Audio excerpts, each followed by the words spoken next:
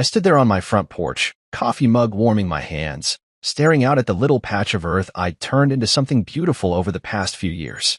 My garden was my pride, my quiet corner of the world after everything fell apart with Clarissa. The divorce had been messy, years of arguments, tears, and her walking out the door with half my life in her suitcase. But I'd found peace here in this sleepy Illinois suburb, just me and my flowers. Roses, tulips, daisies, all of them growing strong under my care. A little fence I'd built myself, keeping it all safe. It wasn't much, but it was mine. That peace lasted right up until the day I saw the moving truck 3 houses down. I didn't think much of it at first, just new neighbors, probably some nice folks looking for a quiet life like me. Then I saw her step out of the passenger side, flipping her hair like she always did when she was trying to look important. Clarissa, my ex-wife. My stomach dropped. She'd moved into my cul-de-sac, like some kind of cruel joke from the universe. Then came Rick. I didn't know his name yet, but I saw him climb out of the driver's seat, a big guy, broad shoulders, buzzed hair, the kind of man who looked like he'd spend his life barking orders. His truck was one of those oversized monsters, all chrome and noise, the kind you'd expect from someone who needed everyone to notice him. I watched them unpack, hoping maybe they'd keep to themselves. But hope's a funny thing. It doesn't last long when reality kicks in. A few days later, I was out watering my roses when I heard that truck roar to life. I glanced up just in time to see Rick peel out of their driveway, cut the corner sharp, and roll right over the edge of my lawn. The tires left deep ruts in the grass, tearing up the green I'd spent months keeping neat. I stood there, hose dripping in my hand, jaw tight. It wasn't the garden yet, just the grass, but it felt like a warning. It happened again the next week. Then the week after that. Each time, he'd swing that truck wide, leaving tire marks like scars across my yard. I'd grit my teeth and fix it, telling myself it wasn't worth a fight. But then one Saturday morning, I was kneeling in the dirt, planting some new marigolds, when I heard the rumble. Before I could even stand, Rick's truck came barreling straight through my garden. The front tires crushed my roses, the back ones flattened the tulips. Petals scattered everywhere, stems snapped like bones. I shot to my feet, heart pounding, fist clenched. He didn't even slow down, just kept going, windows down, laughing like it was some big game. I looked over at their house and saw Clarissa on the porch, sipping something from a glass, smirking at me like she used to when she knew she'd won an argument. I couldn't take it anymore. I marched across the street, dirt still on my knees, and stopped at the edge of their driveway. "Hey," I called out, voice shaking with anger. Rick climbed out of his truck, all swagger, wiping his hands on his jeans like he'd just done some real work. Clarissa stayed where she was, watching me with that same smug look. "You mind keeping your truck off my property?" I said, trying to keep it civil. Rick just grinned, showing too many teeth. "What's the big deal, man? It's just some flowers." I felt my blood boil. "It's my garden. I've been working on it for years. You don't get to roll through it like it's nothing." He laughed, a loud, barking sound, and looked over at Clarissa like I was some kind of clown. She finally spoke, her voice dripping with that old familiar venom. "Oh, Marcus, lighten up. Men will be men. Rick's a real man, not like some people." I stood there, staring at her, feeling that old sting. A real man. She'd thrown that at me during the divorce too, like I was less because I didn't strut around breaking things to prove a point. Rick clapped a hand on his truck, still chuckling. "Maybe you should get a tougher hobby, buddy." "Flowers? That's cute." I didn't say anything else. I just turned and walked back to my house, jaw so tight it hurt. I could hear them laughing behind me, the sound cutting deeper than I wanted to admit. When I got inside, I slammed the door and leaned against it, breathing hard. My garden, what was left of it, was a mess. Crushed petals, broken stems, tire tracks slicing through it like a wound. I'd spent years building that little piece of peace, and in one morning, they'd torn it apart. I looked out the window at their house, at that stupid truck parked like it owned the street, and something shifted in me. This wasn't just about flowers anymore. This was personal. They wanted to push me? Fine. I'd push back. Not with yelling or fists. I wasn't Rick. I'd do it my way. I didn't know how yet, but standing there, staring at the wreckage of my sanctuary, I knew one thing for sure. This wasn't over. Not by a long shot. I woke up every Saturday after that with a knot in my gut, waiting for the sound of Rick's truck. It became a routine I hated, me sipping coffee on the porch, pretending everything was fine, while my eyes kept darting to their house 3 doors down. Sure enough, like clockwork, I'd hear that engine rev up, loud and obnoxious, and there he'd go, Rick would peel out of their driveway, swing wide, and tear right through my yard again.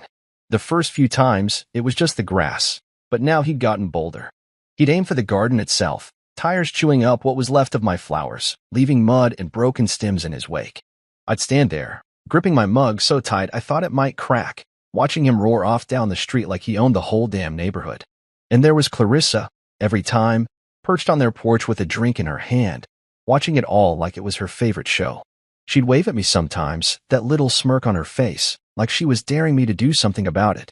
I tried talking to them again. Stupid, I know, but I thought maybe I could reason with him. One afternoon, after he'd flattened my daisies, I walked over, hands shoved in my pockets so I wouldn't do something dumb like swing at him. Rick was leaning against his truck, wiping down the hood like it was a prize horse. Clarissa sat on the steps, swirling ice in her glass. Hey, I started, keeping my voice steady. I'm asking you again, keep that thing off my yard. It's not a racetrack. Rick didn't even look up, just kept polishing. It's just a little fun, man. Relax. Fun. That word hit me like a slap. It's not fun for me, I said. That garden's mine. I put years into it. You're wrecking it for no reason. He finally straightened up, towering over me with that smug grin. It's just dirt and petals, Marcus. Maybe if you had something worth protecting, I'd care. I felt my face heat up, but before I could snap back, Clarissa chimed in. He's asserting his manhood, she said, like it was the most obvious thing in the world. You wouldn't get it. Asserting his manhood. I wanted to laugh, but all I could feel was the rage bubbling up inside me. I walked away again that day, their laughter chasing me back to my house. Every time I tried to stand up for myself, they turned it into a joke. I'd patch up the garden as best I could, replant what I could save, smooth out the ruts, but it wasn't the same. The neat rows were gone, the fence was leaning, and every fix felt like a Band-Aid on a broken leg. I started avoiding my own front yard, just so I wouldn't have to see the damage. But I couldn't avoid the sound. Every weekend, that truck. Every weekend, their mocking voices. Rick started yelling stuff when he drove by, nice weeds, buddy, or grow a pair, flower boy. And Clarissa would cackle like it was the funniest thing she'd ever heard. I'd lie awake at night, staring at the ceiling, replaying it all in my head. It wasn't just the garden anymore. It was the way they looked at me, like I was nothing, like I'd always been nothing to her. Then came the morning that broke me. I'd stayed up late the night before, working on a new section of the garden, trying to bring it back to life. I'd rebuilt the wooden fence by hand, hammering each plank into place, feeling a little bit of pride creep back in. I went to bed tired but hopeful. When I woke up, I shuffled outside with my coffee, expecting to see my work still standing. Instead, I froze. The garden was gone. Not just damaged, destroyed. Every plant was uprooted, stomped flat, or torn out. The fence I'd spent hours on was kicked in, splintered wood scattered everywhere. Deep tire tracks ran through the middle, and I could still smell the exhaust hanging in the air. It looked like a war zone, like some monster had ripped through it just to spite me. I dropped my mug, coffee splashing on my boots, and just stood there, chest tight, hands shaking. I didn't need to guess who did it. I could hear Rick's truck idling down the street, and when I looked up, there he was, leaning out the window with that same stupid grin. Oops, he called out, then gunned the engine and took off. Clarissa was on the porch again, laughing so hard she nearly spilled her drink. I didn't move for a long time. I just stared at the mess, my mess now. The last thing I had, the one thing I'd held on to after she left me, was gone. It wasn't just dirt and petals to me. It was every quiet morning I'd spent out there, every hour I'd poured into making something good out of the wreckage she'd left behind. And they'd taken it, just because they could. I walked back inside, slammed the door, and sank into a chair, my mind racing. I wasn't going to beg them anymore. I wasn't going to yell or reason or play their game. They thought they could walk all over me, literally, and get away with it. They thought I'd just take it, like I always had with her. But not this time. I didn't know what I was going to do yet, but as I sat there, staring at my muddy boots, a fire started burning in me. This wasn't about flowers anymore. This was about them thinking they could break me and laugh while they did it. I wasn't broken yet, and I wasn't going to let them win. I'd find a way to make them regret this. I'd make sure of it. I couldn't sleep that night after they trashed my garden. I kept seeing it every time I closed my eyes. The smashed flowers, the broken fence, the tire tracks cutting through it all like a knife. I lay in bed, staring at the ceiling, my mind spinning with anger and something else, something sharper. I wasn't just going to fix it this time. I wasn't going to let Rick and Clarissa keep laughing at me like I was some pushover they could stomp on whenever they felt like it. By the time the sun came up, I'd made up my mind. I needed a plan, something smart, something that'd hit them where it hurt without me ever throwing a punch. I didn't have Rick's size or Clarissa's venom, but I had my head, and I was going to use it. I grabbed my phone and scrolled through my contacts until I found Cal Benton's name. If anyone could help me pull this off, it was him. Cal was an old friend from way back, before Clarissa, before the divorce, when life was simpler. He lived out in the sticks now, a farmer with a knack for tinkering. He'd built all kinds of weird stuff over the years, contraptions for his crops, gadgets to scare off crows, even a little robot dog once, just for laughs. I hadn't talked to him in a while, but he owed me a favor from a few summers ago when I'd helped him haul hay after his truck broke down. I dialed his number, pacing my kitchen, the wrecked garden glaring at me through the window. "Marcus Shaw, you old dog," Cal answered, his voice rough and cheerful. "What's got you calling me at the crack of dawn?" I didn't waste time. "I need your help, Cal. My ex-wife's new husband's been tearing up my yard, and I'm done taking it. I want to set something up. Something to stop him cold." There was a pause, then a low chuckle. "Sounds like a man's crossed a line. Tell me what you're thinking." I laid it out. How Rick kept driving through my garden, how Clarissa egged him on, how they destroyed everything I'd built. Cal listened, grunting now and then, and when I finished, he didn't hesitate. "I've got just the thing," he said. "You ever hear of a perimeter mat? Farmers use 'em to keep cows from wandering. Low voltage won't kill anybody, but it'll make 'em wish they'd stayed home. I've got one I can tweak for you." My ears perked up. "What else you got?" He laughed again. "How about motion sprinklers? Freezing cold water hits 'em the second they step where they shouldn't. And, oh, you'll love this, a motion speaker. I rigged one up with a sound that'll scare the devil himself. Part demon, part hellhound, loud as sin. They'll think the gates of hell opened up." I could feel a grin creeping across my face. "That's perfect, Cal. Can you get it to me quick?" "Give me a day to round it up," he said. "I'll drop it off tomorrow. You owe me a beer after this, though." "Deal," I said, already feeling lighter than I had in weeks. Cal showed up the next afternoon, his beat-up truck rattling into my driveway. He climbed out, wiry and sunburned, hauling a box of gear that clinked and rattled. "Here's your revenge kit," he said, setting it down with a thud. He walked me through it. The mat was a thin, rubbery thing I could bury under a layer of dirt, wired to a little battery pack. The sprinklers were small but tough, easy to hide in the flower beds. And the speaker, he hooked it up to his phone and played the sound for me. It was a deep, guttural roar, like something out of a nightmare, loud enough to wake the whole street. "They'll crap their pants," Cal said, grinning. I nodded, picturing Rick's smug face turning to panic. "Let's hope so." We spent the rest of the day setting it up.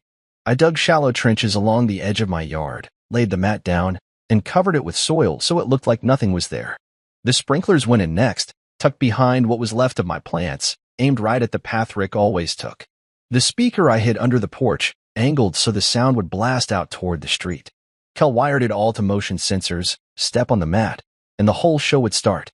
I added one more thing, my old security cameras. I'd bought them cheap a while back, mostly to watch for package thieves, but now they'd be my eyes. I mounted one on the porch, another by the garage, both aimed at the yard. If Rick tried anything, I'd have proof. By the time we finished, the sun was setting, and my little house looked normal again, except now it was a trap, waiting to spring. Cal clapped me on the shoulder. "You're a patient man, Marcus, but even patient men got limits. This'll teach him." I thanked him, handed him a cold beer from the fridge, and sent him on his way. Then I went inside, grabbed a fresh mug of coffee, and settled into a chair by the window. It was dark out, the street quiet, but I wasn't going to bed.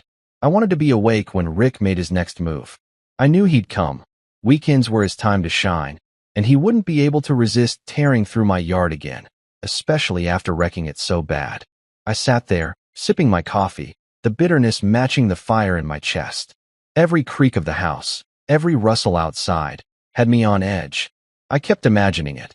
His truck rolling up, the tires hitting the mat, the chaos that'd follow. I wasn't a violent guy, never had been. But this wasn't about violence.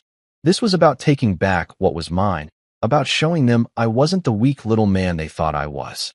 My garden was gone, sure, but my pride wasn't. I glanced at the cameras on my phone, their little green lights blinking in the dark. Everything was ready. All I had to do was wait. And as the night stretched on, that wait turned into something satisfying, like the calm before a storm you know is coming. They'd pushed me too far, and now they were going to find out what happens when I push back. I'd been sitting by the window for hours, the coffee in my mug long gone cold, when I finally saw it. Headlights cutting through the dark. It was 2 a.m., the street dead quiet except for the low growl of Rick's truck creeping closer. My heart started pounding, not out of fear, but something else. Anticipation, maybe even excitement. I'd spent all day setting up my trap with Cal, and now it was time to see if it worked. I leaned forward, peering through the blinds, watching that oversized beast of a vehicle roll down the cul-de-sac. Rick didn't even try to be subtle. He swung wide, just like always, aiming straight for my yard. I held my breath as the front tires crossed the line, hitting the spot where I'd buried the mat. Then it happened, zap. A sharp crackle split the air, faint but unmistakable, and the truck jerked like it had hit a wall. Rick's voice cut through the night, a high-pitched yelp that didn't match his big man swagger at all. Before he could figure out what was going on, the sprinklers kicked in. I'd aimed them just right, and now they blasted freezing water straight at his truck, spraying through the open windows. I could hear him cursing, loud and frantic, as the cold hit him. The demon roar came next. Cal's speaker let loose that ungodly sound, a deep, guttural howl that echoed off the houses like some monster had clawed its way out of hell. It was louder than I'd expected, rattling my windows, and I saw Rick's truck swerve hard, tires spinning in the wet dirt. He was yelling something I couldn't make out, probably swearing up a storm, and I couldn't help it. I grinned. The chaos was beautiful. Mud flew everywhere as he tried to peel out, the truck fishtailing like a panicked animal. Then I saw movement at their house. Clarissa came stumbling out onto the porch, wrapped in a robe, her hair a mess. She must have heard the noise and figured Rick needed her. She took 2 steps off the porch, barefoot, and hit the mat herself, a zap. She screamed, a wild, shrieking sound, hopping around like she'd stepped on a live wire. "Rick, what the hell is this?" she hollered, her voice cracking as the sprinklers caught her too, soaking her from head to toe. I couldn't stay inside anymore. I grabbed my jacket, slipped on my boots, and stepped out onto the porch, keeping my face calm like I'd just woken up to check on the commotion. The scene in front of me was better than I'd dreamed. Rick was half out of his truck, one leg stuck in the mud, water dripping off his buzzed head, his shirt plastered to his chest. Clarissa was a soggy mess, clutching her robe, shivering and glaring at everything like the world had personally betrayed her. The roar had stopped, the speaker was on a timer, but the sprinklers kept going, spitting icy water in little bursts. I crossed my arms and leaned against the railing, letting the silence settle for a second before I spoke. "Problems?" I said, keeping my voice even, like I was just a concerned neighbor. Rick whipped his head around, his face red and furious, but he didn't say anything right away. He was too busy trying to yank his boot out of the muck. Clarissa, though, she didn't miss a beat. She stormed toward me, slipping a little on the wet grass, pointing a dripping finger in my face. "What did you do, Marcus? This is insane. We're calling the police." I didn't flinch. I'd been waiting for that threat, and I was ready. "Please do," I said, meeting her eyes. "I've got security footage of you two destroying my property for weeks. Cops might like to see it." That stopped her cold. Her mouth opened, then shut, and I could see the gears turning behind those angry eyes. Rick finally got free of the mud and stomped over, his fists balled up like he wanted to take a swing. "You think you're smart, huh?" he growled, water still trickling down his neck. "Setting up some little booby trap? You're pathetic." I shrugged, not moving an inch. "I think it's pretty smart, actually. Key. You should try staying on your own side of the street next time." He took a step closer, chest puffed out, but Clarissa grabbed his arm. "Rick, don't," she hissed, her voice low but sharp. "He's not worth it." She was dripping wet, her robe clinging to her, and for once, she didn't look so smug. They stood there, glaring at me, and I just stared back, feeling something I hadn't felt in a long time: control. The cameras were rolling, the trap had worked, and for the first time since they'd moved in, I wasn't the one on the defensive. Rick muttered something under his breath, probably a curse, and turned back to his truck, kicking at the mud like it had personally offended him. Clarissa gave me one last venomous look before she followed, her slippers squishing with every step. "This isn't over," she called over her shoulder, but it sounded hollow, like she wasn't so sure anymore. I watched them go, the truck limping back to their driveway, leaving a trail of water and defeat. I stayed on the porch a while longer, letting the night air cool me down, the sprinklers finally clicking off behind me. The yard was a mess again, mud and tire marks, but it didn't matter. This wasn't about the garden tonight. This was about showing them I wasn't going to roll over anymore. I went back inside, locked the door, and pulled up the camera footage on my phone. There it was, clear as day, Rick driving in, the mat zapping him, the sprinklers soaking him, Clarissa's little dance when she hit the trap too. I saved it all, every second, and leaned back in my chair. They could call the cops if they wanted. I'd love to see them try to explain this. For now, though, I'd won. Not the war, maybe, but this battle? This one was mine. I set the phone down, poured myself a fresh cup of coffee, and sat there in the quiet, savoring the taste of it. The night wasn't over yet, and neither was this fight, but for the first time in weeks, I felt like I was the one holding the cards. Let them come at me again. I'd be ready. I woke up the next morning feeling lighter than I had in weeks, the memory of Rick and Clarissa flailing in my trap still fresh in my mind. I'd slept hard, the kind of sleep you get when you know you've landed a good punch, even if it wasn't with my fists. The sun was just creeping over the rooftops as I stepped onto the porch with my coffee, expecting to see the muddy mess from last night. It was there, sure, tire tracks and puddles, but something else caught my eye. Rick's truck was parked crooked in their driveway, still streaked with dirt, and I could see him through their front window, pacing back and forth like a caged bear. Clarissa was nowhere in sight, probably still fuming in her soggy robe. I smirked into my mug. They'd threatened to call the cops, but the street was quiet, no sirens, no flashing lights. They backed off, at least for now. I didn't have long to enjoy it, though. Around noon, a car pulled up in front of my house. A sleek black sedan, the kind that screams lawyer or bill collector. A guy in a cheap suit stepped out, clipboard in hand, and marched up my walkway. I met him at the door before he could knock. "Marcus Shaw?" he asked, voice flat. "That's me," I said, keeping my tone easy. He handed me a piece of paper, official looking with a bunch of legal gibberish typed across it. "Cease and desist order," he said. "From Richard Dalton. Says you're harassing him with dangerous devices on your property. You've got 24 hours to remove them, or he's filing charges." I took the paper, glancing at the words, trespass, liability, damages. Rick's name was scrawled at the bottom in a big, sloppy signature. I almost laughed. "Thanks," I told the guy, and he nodded, turned, and left without another word. I shut the door and read it over, my good mood souring. Harassment? Dangerous devices? That was rich, coming from the guy who'd been treating my yard like his personal demolition derby. I tossed the letter on the table and grabbed my phone, pulling up the footage from last night. There it was, Rick driving onto my property, the mat zapping him, the sprinklers soaking him. Private land, clear trespassing. If anyone had a case, it was me. I wasn't taking anything down. Let him try to push this. I'd shove it right back in his face. Still, I knew this wasn't the end. Rick didn't strike me as the type to let a little zap and some water stop him, and Clarissa was too stubborn to let me have the last word. I figured they'd lick their wounds for a day or two, then come at me again. I was right, just not in the way I expected. It started small that evening. I was out front, cleaning up the mud from the night before, when I noticed something off.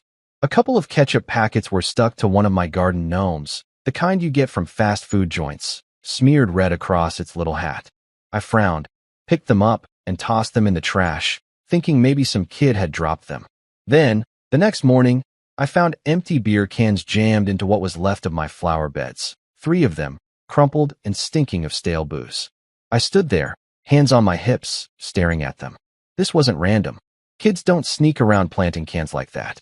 I checked the cameras. Nothing clear, just shadows moving in the dark, too far off to make out a face. My gut told me it was Rick, though. He wasn't dumb enough to drive through again, not after last night. But this was petty enough to be him. It got worse over the next few days. One night, I came home from the hardware store to find garbage scattered across my lawn. Banana peels, coffee grounds, some wrappers, like someone had emptied a trash bag and run off. The next morning, I stepped outside and gagged. Someone had dumped a pile of used cat litter right by my porch steps. The smell hit me like a punch, sour and sharp, and I had to grab a shovel to scoop it into a bag before I could even get to my mailbox. I checked the cameras again. Still nothing solid, just a flicker of movement near the edge of the frame. Whoever it was knew where the blind spots were, and that made my blood run hot. Rick had been watching, figuring out how to dodge my setup. I could picture him snickering about it, Clarissa egging him on with that smirk of hers, thinking they'd found a new way to get under my skin. I wasn't wrong about them brooding, either. Every time I saw Rick outside, he'd glare at me across the street, his jaw tight, his big shoulders hunched like he was holding himself back. Clarissa kept her distance, but I'd catch her on their porch sometimes, staring at my house with those cold eyes, sipping her drink like she was plotting. They weren't yelling anymore, weren't mocking me to my face, but this quiet revenge was worse. It was sneaky, dirty, and it made me feel like my little victory last night hadn't meant a damn thing. I'd humiliated them, sure, but now they were hitting back in ways I couldn't prove. I spent hours cleaning up their messes, scrubbing ketchup off my gnomes, hauling trash to the curb, and every time I did, I felt that fire in my chest flare up again. The cease and desist letter sat on my table, mocking me too. Rick pretending he was the victim while he turned my yard into his dumping ground. I sat down that night with another coffee, staring out at the dark street, my mind racing. The trap had worked once, but it wasn't enough. They'd found a way around it, and I couldn't just sit here taking it. I needed to catch them, really catch them, with something the cameras couldn't miss. Something that'd stick, something they couldn't wiggle out of. I didn't know how yet, but as I watched their house, lights flickering behind their curtains, I knew one thing for sure. The worst was still coming. They weren't done with me, and I wasn't done with them. This was a game now, and I was going to play it better. I was starting to feel like a prisoner in my own house, always on edge, waiting for the next pile of garbage or petty jab from Rick and Clarissa. The cat litter had been the tipping point. Shoveling that stinking mess off my porch made me realize I couldn't just keep cleaning up after them. I needed proof, something solid to shove in their faces and end this once and for all. I'd been checking the cameras every day, but they were too smart, sticking to the shadows, hitting the spots where the lenses couldn't reach. I'd underestimated Rick. He wasn't just a loudmouth with a truck. He was cunning in his own nasty way. I sat there one night, coffee in hand, staring out at the dark street, when I saw it. A flicker of movement near the edge of my yard. Not a car this time, but a figure, quick and quiet, slipping through the shadows. My pulse kicked up. I grabbed my phone and pulled up the camera feed, squinting at the grainy image. It was him. Rick. I couldn't see his face clear enough to prove it, but I knew that bulky shape, the way he moved like he owned the place.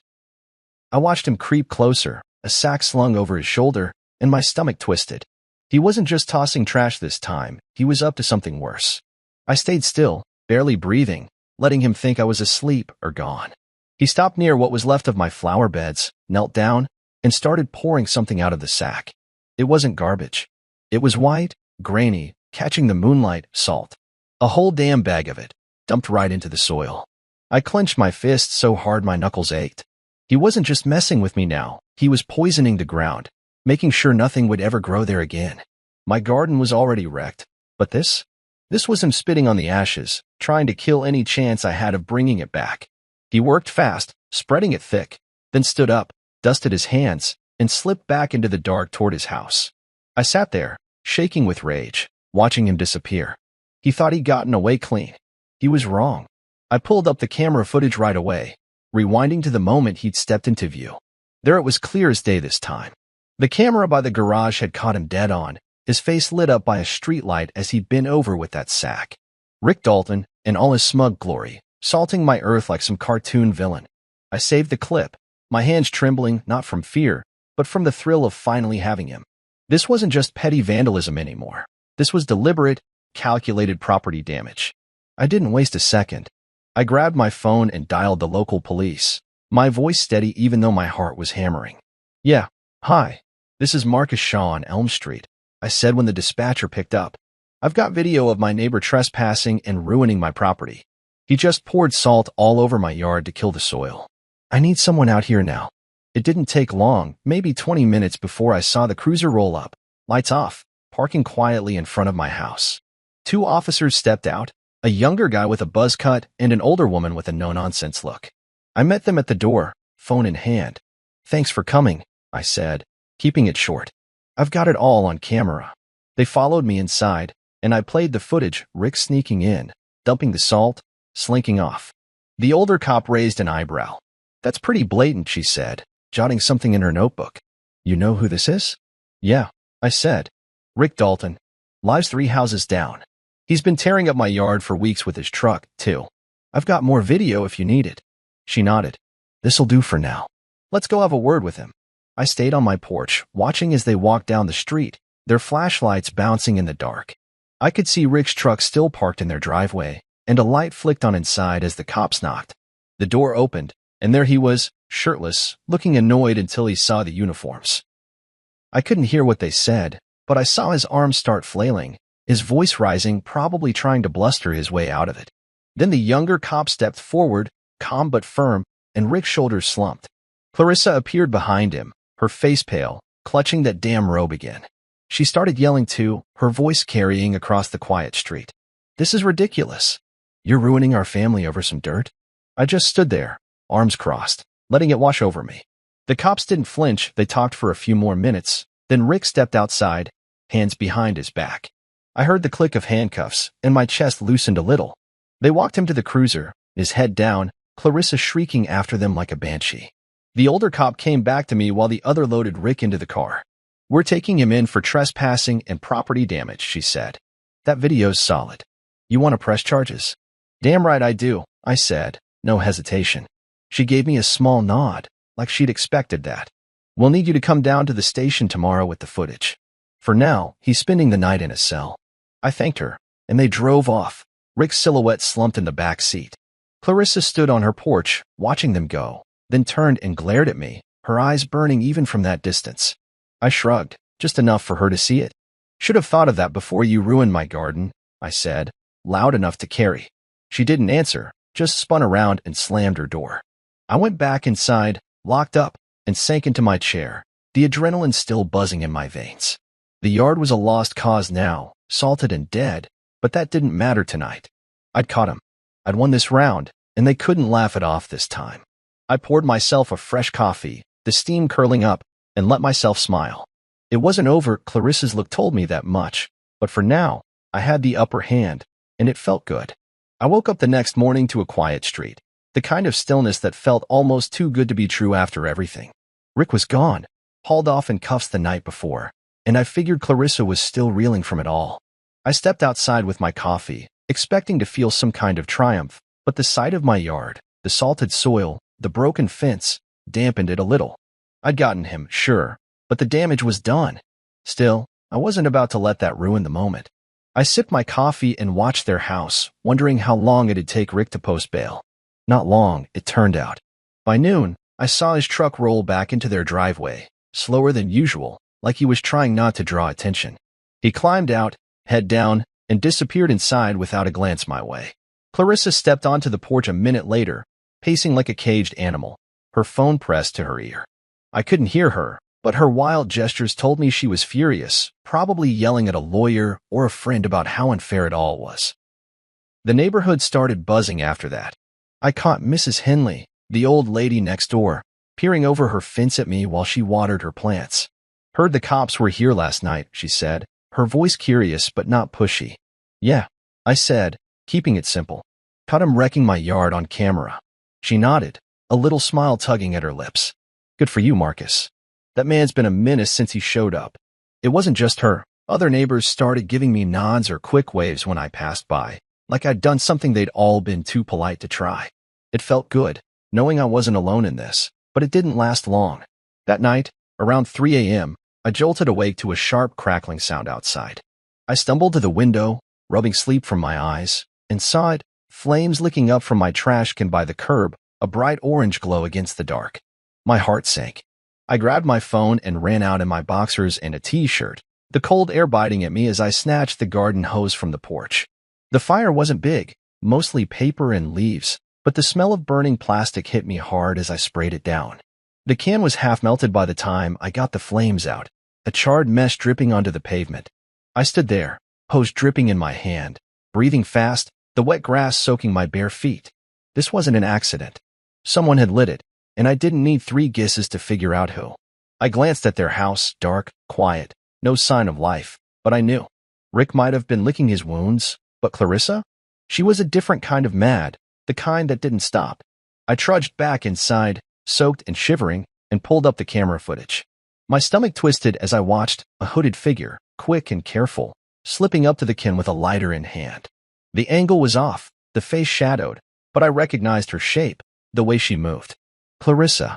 She'd stayed just out of the clear frame, dodging the spots where the cameras could nail her. Smart. Too smart. I sat there, staring at the screen, the anger building slow and steady. She'd gone too far now. Arson wasn't a prank, wasn't petty trash tossing. This was dangerous, and I couldn't let it slide. But the footage wasn't enough, not yet.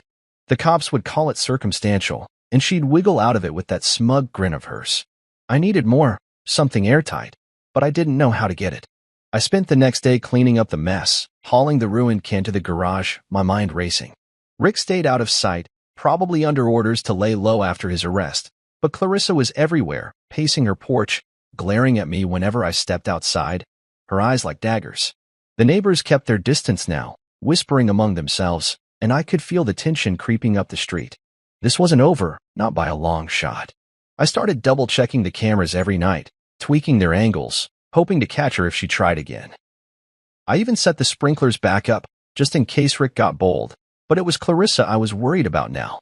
She was unhinged, wilder than I'd ever seen her, even during the divorce. I'd humiliated her precious Rick, and she wasn't going to let that go. I barely slept, jumping at every sound, my coffee going cold as I sat by the window, watching, waiting. I was ready for a long game. She'd slip up eventually, and I'd be there when she did. But then, out of nowhere, help came knocking. It was late afternoon, the sun dipping low, when I heard a tap on my door. I opened it to find Brielle Knox, the teenage girl from 2 houses over, standing there with her hands in her pockets. She was a quiet kid, always fiddling with that drone of hers, and I'd never talked to her much beyond a wave hello. "Hey, Mr. Shaw," she said, shifting her weight. I saw what happened with your trash can, and I know who did it." I blinked, caught off guard. "What do you mean?" She glanced over her shoulder, then back at me. "I've got drone footage. Caught her lighting it. Clarissa. She egged my dog's crate last week, and I've been watching her ever since. I'm done with her crap." My jaw dropped. "You've got video?" She nodded, pulling out her phone. "Clear as day. Want it?" I grinned, wider than I had in weeks. "Brielle, you just became my favorite neighbor." She smirked a little, and I knew right then, this was the break I'd been waiting for. Clarissa was done. I stood there on my porch, still reeling from Brielle's visit, my mind buzzing with what she'd just handed me. She'd show me the drone footage on her phone, grainy at first, but then it zoomed in, clear as daylight. There was Clarissa, sneaking out of her house in that hoodie, lighter flickering in her hand as she bent over my trash can. The flames caught quick, and she darted back, glancing around like a nervous cat before disappearing into the shadows. Brielle had caught every second, her drone hovering silent above the street. "I figured you'd want this," she'd said, her voice sharp with her own grudge. "She's been a jerk to everyone, not just you." I'd nodded, barely able to speak, and she'd sent me the file right then and there. "Thanks, Brielle," I'd managed, and she'd shrugged like it was nothing, heading back home with her hands in her pockets. But it wasn't nothing, it was everything. I went inside, locked the door, and pulled up the video on my laptop, watching it again, then again. My hands were steady now, no more shaking, just a calm certainty settling in. This wasn't like the camera footage of Rick, blurry and arguable. This was her face, her movements, undeniable. Arson. She'd crossed a line she couldn't walk back from, and I had her dead to rights. I burned the video to a USB drive, grabbed my jacket, and headed to the police station that afternoon. The same older cop from Rick's arrest was there, her badge reading Officer Grant. She looked up from her desk as I walked in, raising an eyebrow. "Back already, Mr. Shaw?" she said, leaning back in her chair. "Yeah," I said, holding up the drive. "Got something new. Clarissa Dalton this time. She set my trash can on fire the other night, caught it all on video." She took the drive, plugged it into her computer, and watched the footage in silence. I stood there, arms crossed, feeling the weight lift off me with every second she stared at the screen. When it finished, she let out a low whistle. "That's her, all right," she said, scribbling something on a notepad. "Where'd you get this?" "Neighbor kid with a drone," I said. "She's got her own beef with Clarissa." "Lucky for me." Grant nodded, a faint smirk tugging at her lips. "Lucky indeed. This is solid. We'll pick her up today." I felt a rush of relief, like I could finally breathe again. Thanks, I said, and she waved me off. Just doing the job. You pressing charges on this one too? You bet, I said, no hesitation. She gave me a look, half respect, half amusement, and told me to head home. They'd handle it. I was back on my porch by late afternoon, coffee in hand, when the cruiser rolled up to their house. I watched from a distance, keeping it casual, like I was just enjoying the day. 2 officers, Grant and the younger guy from before, knocked on the door. Clarissa answered, still in that robe, her hair a mess. I couldn't hear the words, but her arms started flailing, her voice rising sharp and loud. This is insane. You can't do this, she shouted, loud enough for me to catch it. Grant stayed calm, saying something I couldn't make out, and then the younger cop stepped forward, cuffs in hand. Clarissa froze, her mouth open, then tried to back inside. They didn't let her. Grant grabbed her arm, gentle but firm, and turned her around. The cuffs clicked, and she started yelling again, a string of curses and pleas that echoed down the street. Rick came barreling out then, his face red, fist clenched. What the hell's going on? He roared, stomping toward the cops. I tensed, expecting a fight, but the younger officer moved fast, blocking Rick's path. Step back, sir, he said, voice hard. Rick didn't listen. He swung an arm, not at the cop but toward me, pointing across the street. This is you, isn't it, you little bastard? He bellowed. I didn't move, just sipped my coffee, meeting his glare. The cop grabbed him, twisting his arm back, and Rick stumbled, swearing as they held him in place. Clarissa was still shrieking, her voice cracking now, as they walked her to the cruiser. He's lying. It's all lies, she cried, but it sounded weak, desperate. The neighbors were out now, Mrs. Henley on her lawn, a couple others peeking through windows, and I could feel their eyes on them.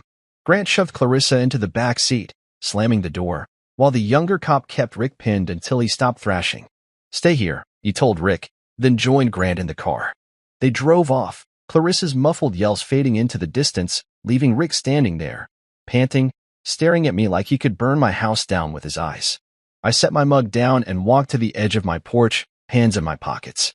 Rick took a step toward me, his fists balled up again, but he stopped short, maybe remembering the cops weren't far.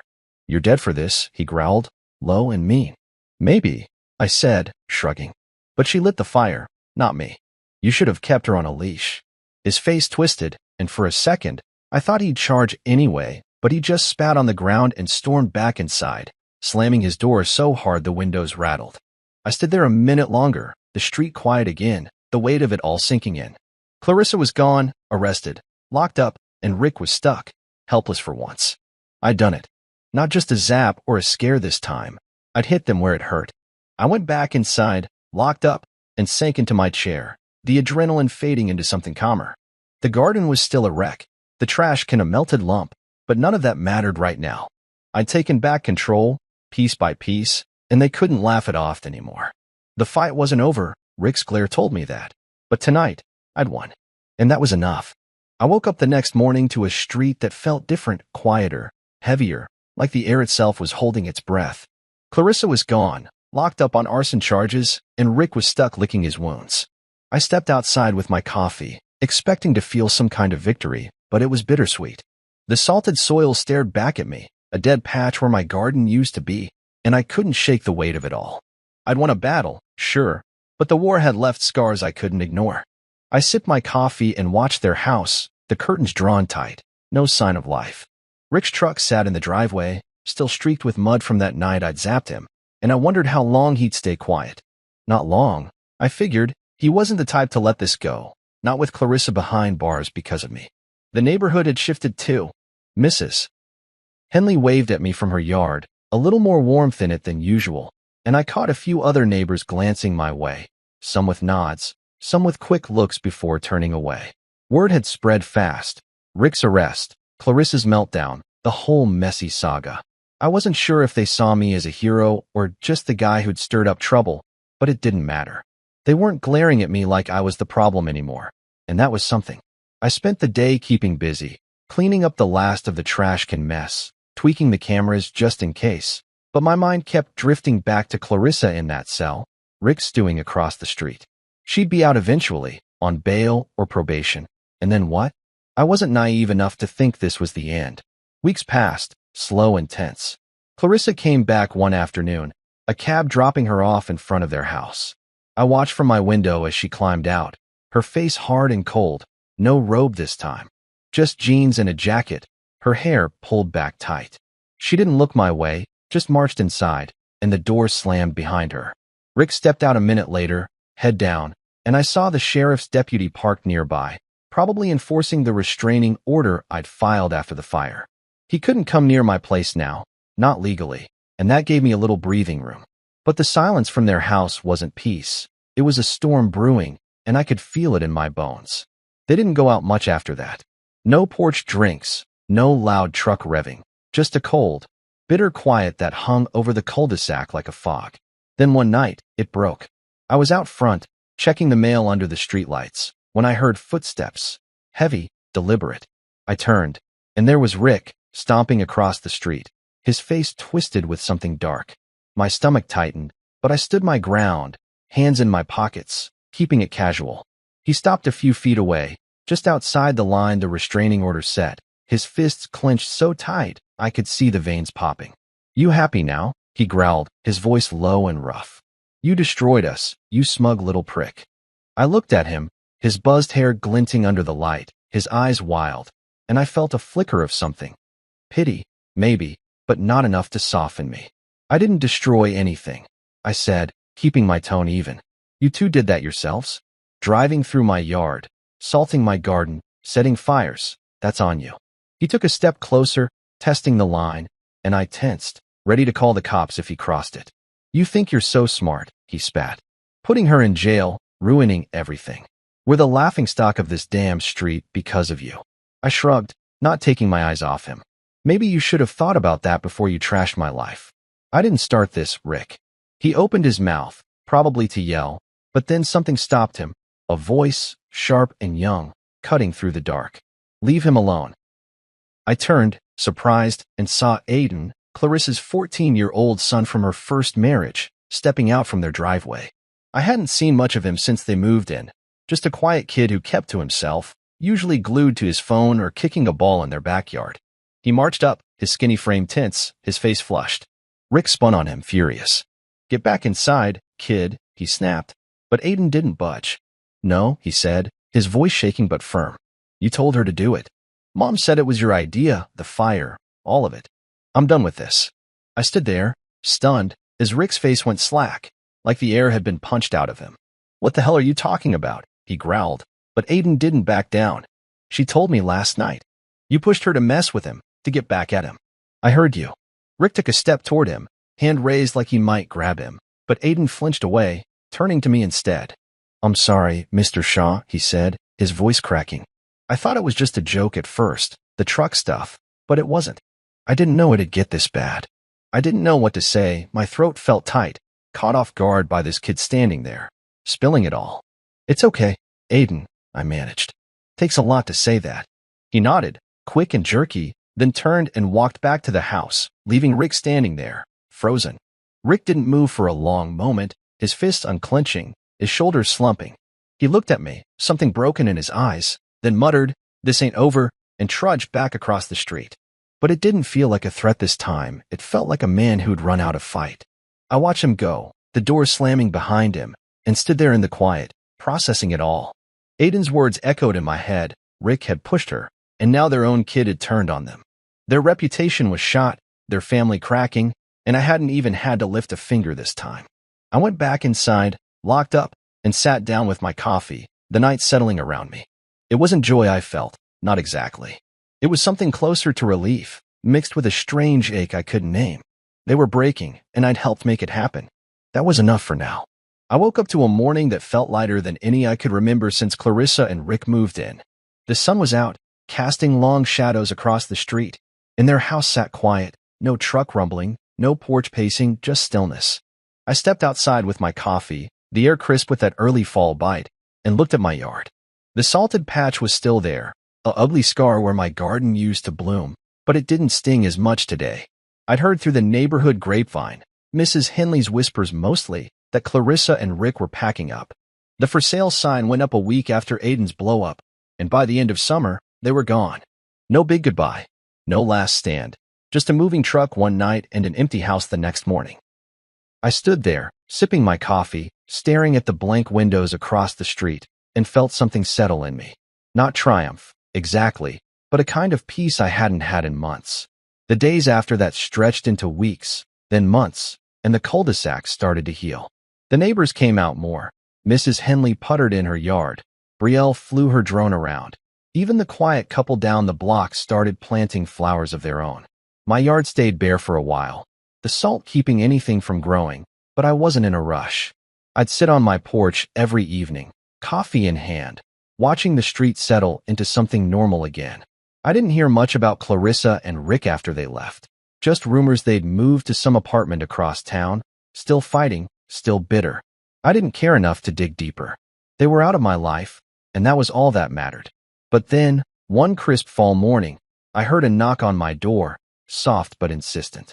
I set my mug down, curious, and opened it to find Aiden standing there, a small potted plant in his hands. He looked different, taller maybe, or just less hunched, his dark hair messy under a baseball cap. "Hey, Mr. Shaw," he said, shifting his weight, his voice quiet but steady.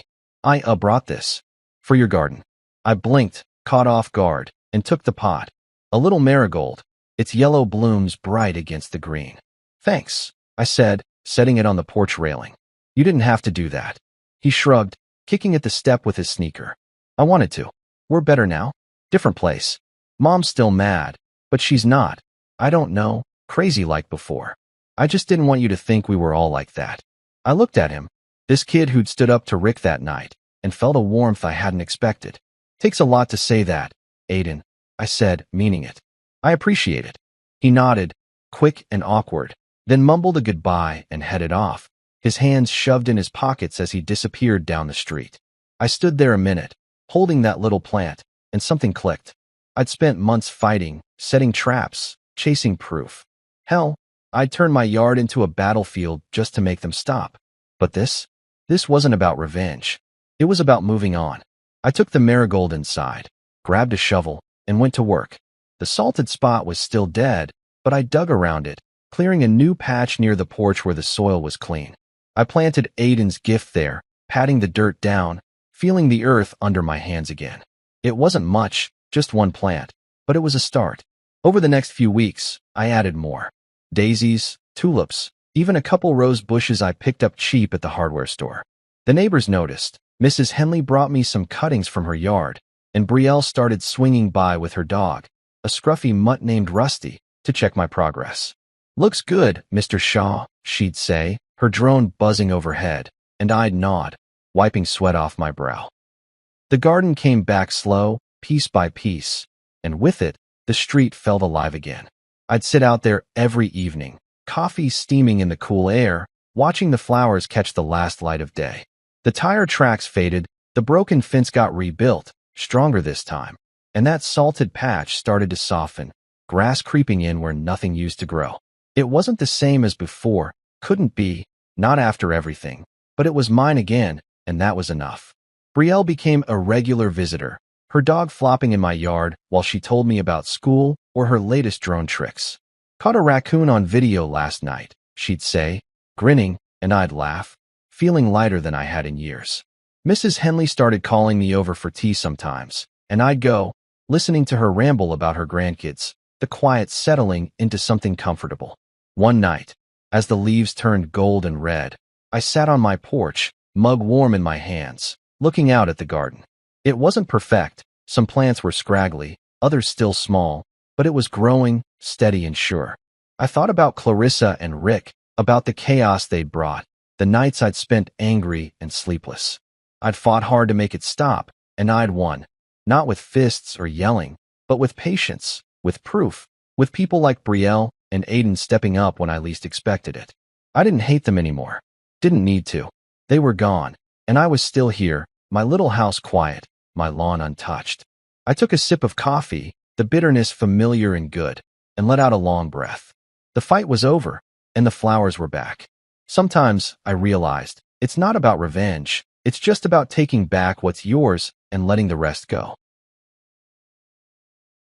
After I punched my wife's brother for pouring hot spaghetti on my head at the family reunion, Everyone ignored me, even my wife. You should take every insult and apologize, she said. Instead of apologizing, I bought a one-way ticket to Hawaii. 5 minutes later, I received 315 desperate messages and calls. So here's the thing about family reunions. They're like root canals, except at least with root canals, you get good drugs and nobody expects you to smile through the whole damn thing. But there I was, sitting in this barn-style dining hall that looked like someone had watched too many episodes of Fixer Upper and decided rustic chic was the way to go, surrounded by the Prescott clan in all their designer-clad glory. The smell hit you like a freight train the second you walked in. Marinara sauce bubbling away in those industrial-sized warmers, garlic bread that probably came from some fancy bakery in the city, and enough cologne and perfume to choke a horse. Seriously, Uncle Howard must have bathed in that stuff. I'm pretty sure I caught a contact high, just sitting downwind from the guy. I'd strategically positioned myself at the long pine table like some kind of social warfare expert, hands folded in front of me like I was back in 3rd grade waiting for Mrs. Henderson to tell me whether my book report on Where the Red Fern Grows was going to cut it. You know that feeling when you're trying so hard to blend into the furniture that you practically become one with the wood grain? Yeah, that was me. Human wallpaper at the Prescott Family Spectacular. But then there was Marissa, my wife of 6 years, and man, she was absolutely glowing. I'm talking full-on lighthouse beacon here, laughing at something her cousin Sophie had just whispered in her ear.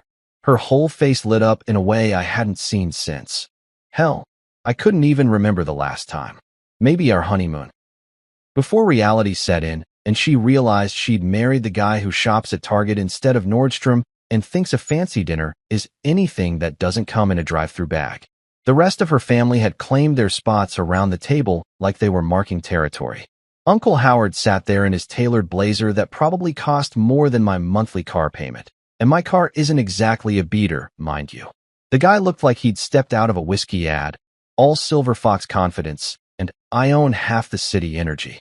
Then there was Aunt Margot, dripping in so much gold jewelry, she could have been mistaken for a walking Fort Knox exhibit. Every time she moved, it sounded like wind chimes in a hurricane. And then, of course, there was Tristan. Tristan. Marissa's beloved brother, who'd made it crystal clear from day one that I wasn't exactly his first choice for brother-in-law material. The guy had the kind of face that screamed, I peaked in prep school, and I'm gonna make that everyone else's problem. 6 years we'd been doing this dance. 6 years of him looking at me like I was something he'd scraped off his Italian leather shoes. The conversation flowed around me like I was a rock in a stream. All talk about ski trips to Aspen that cost more than most people's annual salaries. Wine tastings in Napa, where they probably spent more on a bottle than I made in a week, and exclusive charity galas that had guest lists tighter than Fort Knox. You know, the kind of events where they don't just check your name at the door, they check your net worth, your family tree, and probably your credit score while they're at it. I nursed my water like it was liquid courage, which, let's face it, it basically was at this point. The ice cubes clinked against the glass every time my hands shook just a little. Not from nerves, mind you, but from the sheer effort it took to keep my mouth shut while they talked about their problems, like whether the caviar at last week's fundraiser was subpar or if their personal trainers were charging too much for house calls. So the decorator says the marble we picked out might clash with the new chandelier, Aunt Margot was saying, waving her fork around like she was conducting an orchestra. Can you imagine? After we specifically told him we wanted something that would complement the existing color scheme. Sophie nodded sympathetically, like this was truly one of life's great tragedies. Oh, the same thing happened to us with the pool house renovation. You really can't trust anyone these days. I took another sip of water, wondering if anyone would notice if I just slowly slid under the table and army crawled my way to freedom. Probably not. I was about as invisible to these people as their housekeeping staff. That's when Tristan decided to make his move. He'd been eyeing me all evening like a cat watching a mouse, just waiting for the perfect moment to pounce. He leaned forward, that trademark smirk spreading across his face like spilled wine on white carpet. Ugly and impossible to ignore. Grayson, he drawled, and I swear the temperature in the room dropped about 10 degrees. You're being awfully quiet tonight. What's the matter, buddy? Did your little hometown never teach you how to keep up with adult conversation? The chuckles that rolled down that table hit me like a slap in the face. Not the kind of genuine laughter you hear when someone tells an actually funny joke, but that polite, superior kind of laughter that says, "We're laughing at you, not with you, and we want to make sure you know it." I felt my jaw clench, felt that familiar heat creeping up my neck that always showed up when I was about 2 seconds away from saying something that would probably end with me sleeping on the couch. But I forced myself to smile. One of those tight, fake smiles that feels like it might crack your face in half if you hold it too long. Just enjoying the conversation. I managed to get out, my voice steady, even though my hands were practically vibrating with the effort it took not to reach across the table and show Tristan exactly what this small-town boy had learned about conflict resolution. But that wasn't good enough for him. Oh no, Tristan was just getting warmed up. I mean, we're talking about real estate in the Hamptons, and you look like someone just started speaking ancient Greek. Maybe we should switch to discussing, I don't know, what do people talk about where you're from? Tractor pulls? County fair pie contests? More laughter, louder this time. Even Uncle Howard cracked a smile, like watching his nephew tear apart his niece's husband was quality family entertainment. I caught Marissa's eye across the table, looking for backup, for solidarity, for anything that resembled the us against the world mentality we used to have. Instead, I got that look, the one I'd become way too familiar with over the past few years. That subtle shake of the head, that slight narrowing of the eyes that said, "Don't you dare make a scene," louder than if she'd screamed it across the room. "Let it go," that look said. "Just take it and smile and pretend like it doesn't bother you, because heaven forbid we upset the delicate ecosystem of Prescott family dynamics." So I sat there, water glass sweating in my palm, marinara sauce growing cold on the serving platters, surrounded by the sound of their laughter and the smell of their expensive cologne, and I let it go. Just like I always did.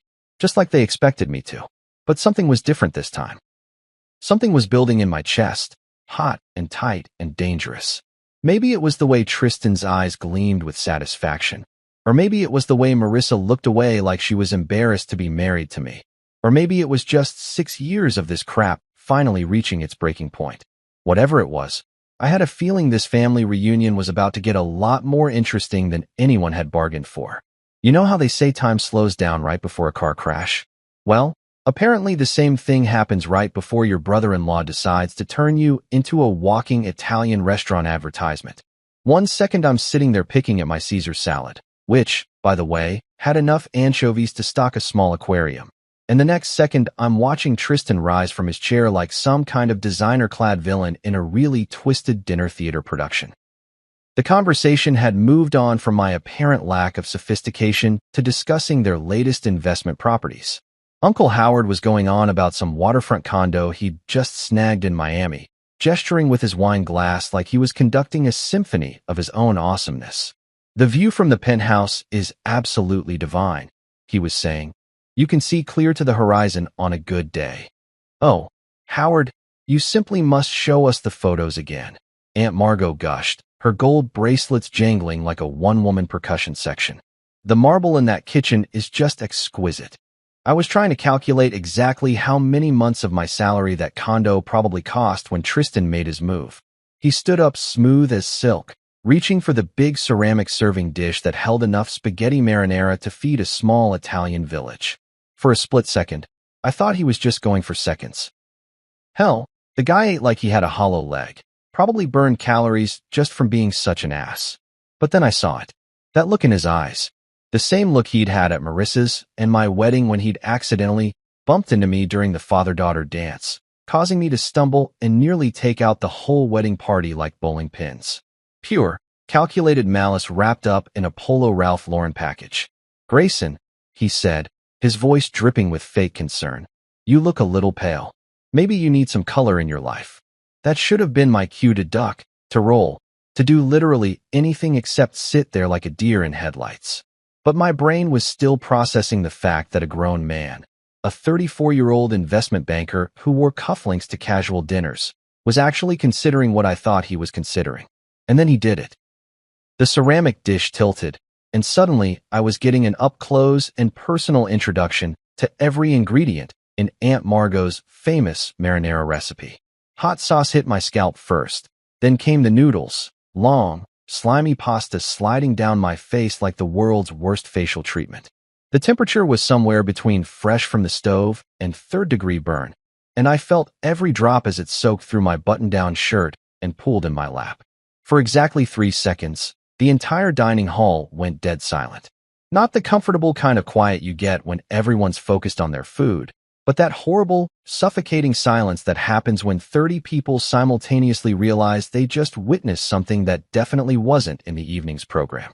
Then Tristan started laughing. It wasn't just a chuckle or even a regular laugh. This was the kind of deep, belly-shaking laughter that comes from pure, unadulterated joy at someone else's humiliation. The sound echoed off the barn-style walls, bouncing around the room like it was specifically designed to make sure everyone heard just how funny he found the sight of his sister's husband wearing dinner instead of eating it. I sat there for a moment, sauce dripping from my chin onto my ruined shirt, noodles hanging from my hair like the world's most pathetic Christmas ornaments. Around the table, I could see everyone's faces frozen in various expressions of shock, amusement, and what might charitably be called concern if you squinted really hard and had a vivid imagination. Aunt Margot had her hand pressed to her chest like she was having vapors, but her eyes were bright with the kind of excitement people get when they witness a really good train wreck. Sophie was covering her mouth, but I could see the grin underneath her fingers.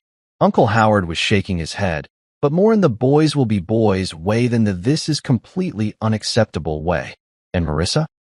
Marissa just sat there looking like someone had told her the stock market had crashed and taken her trust fund with it.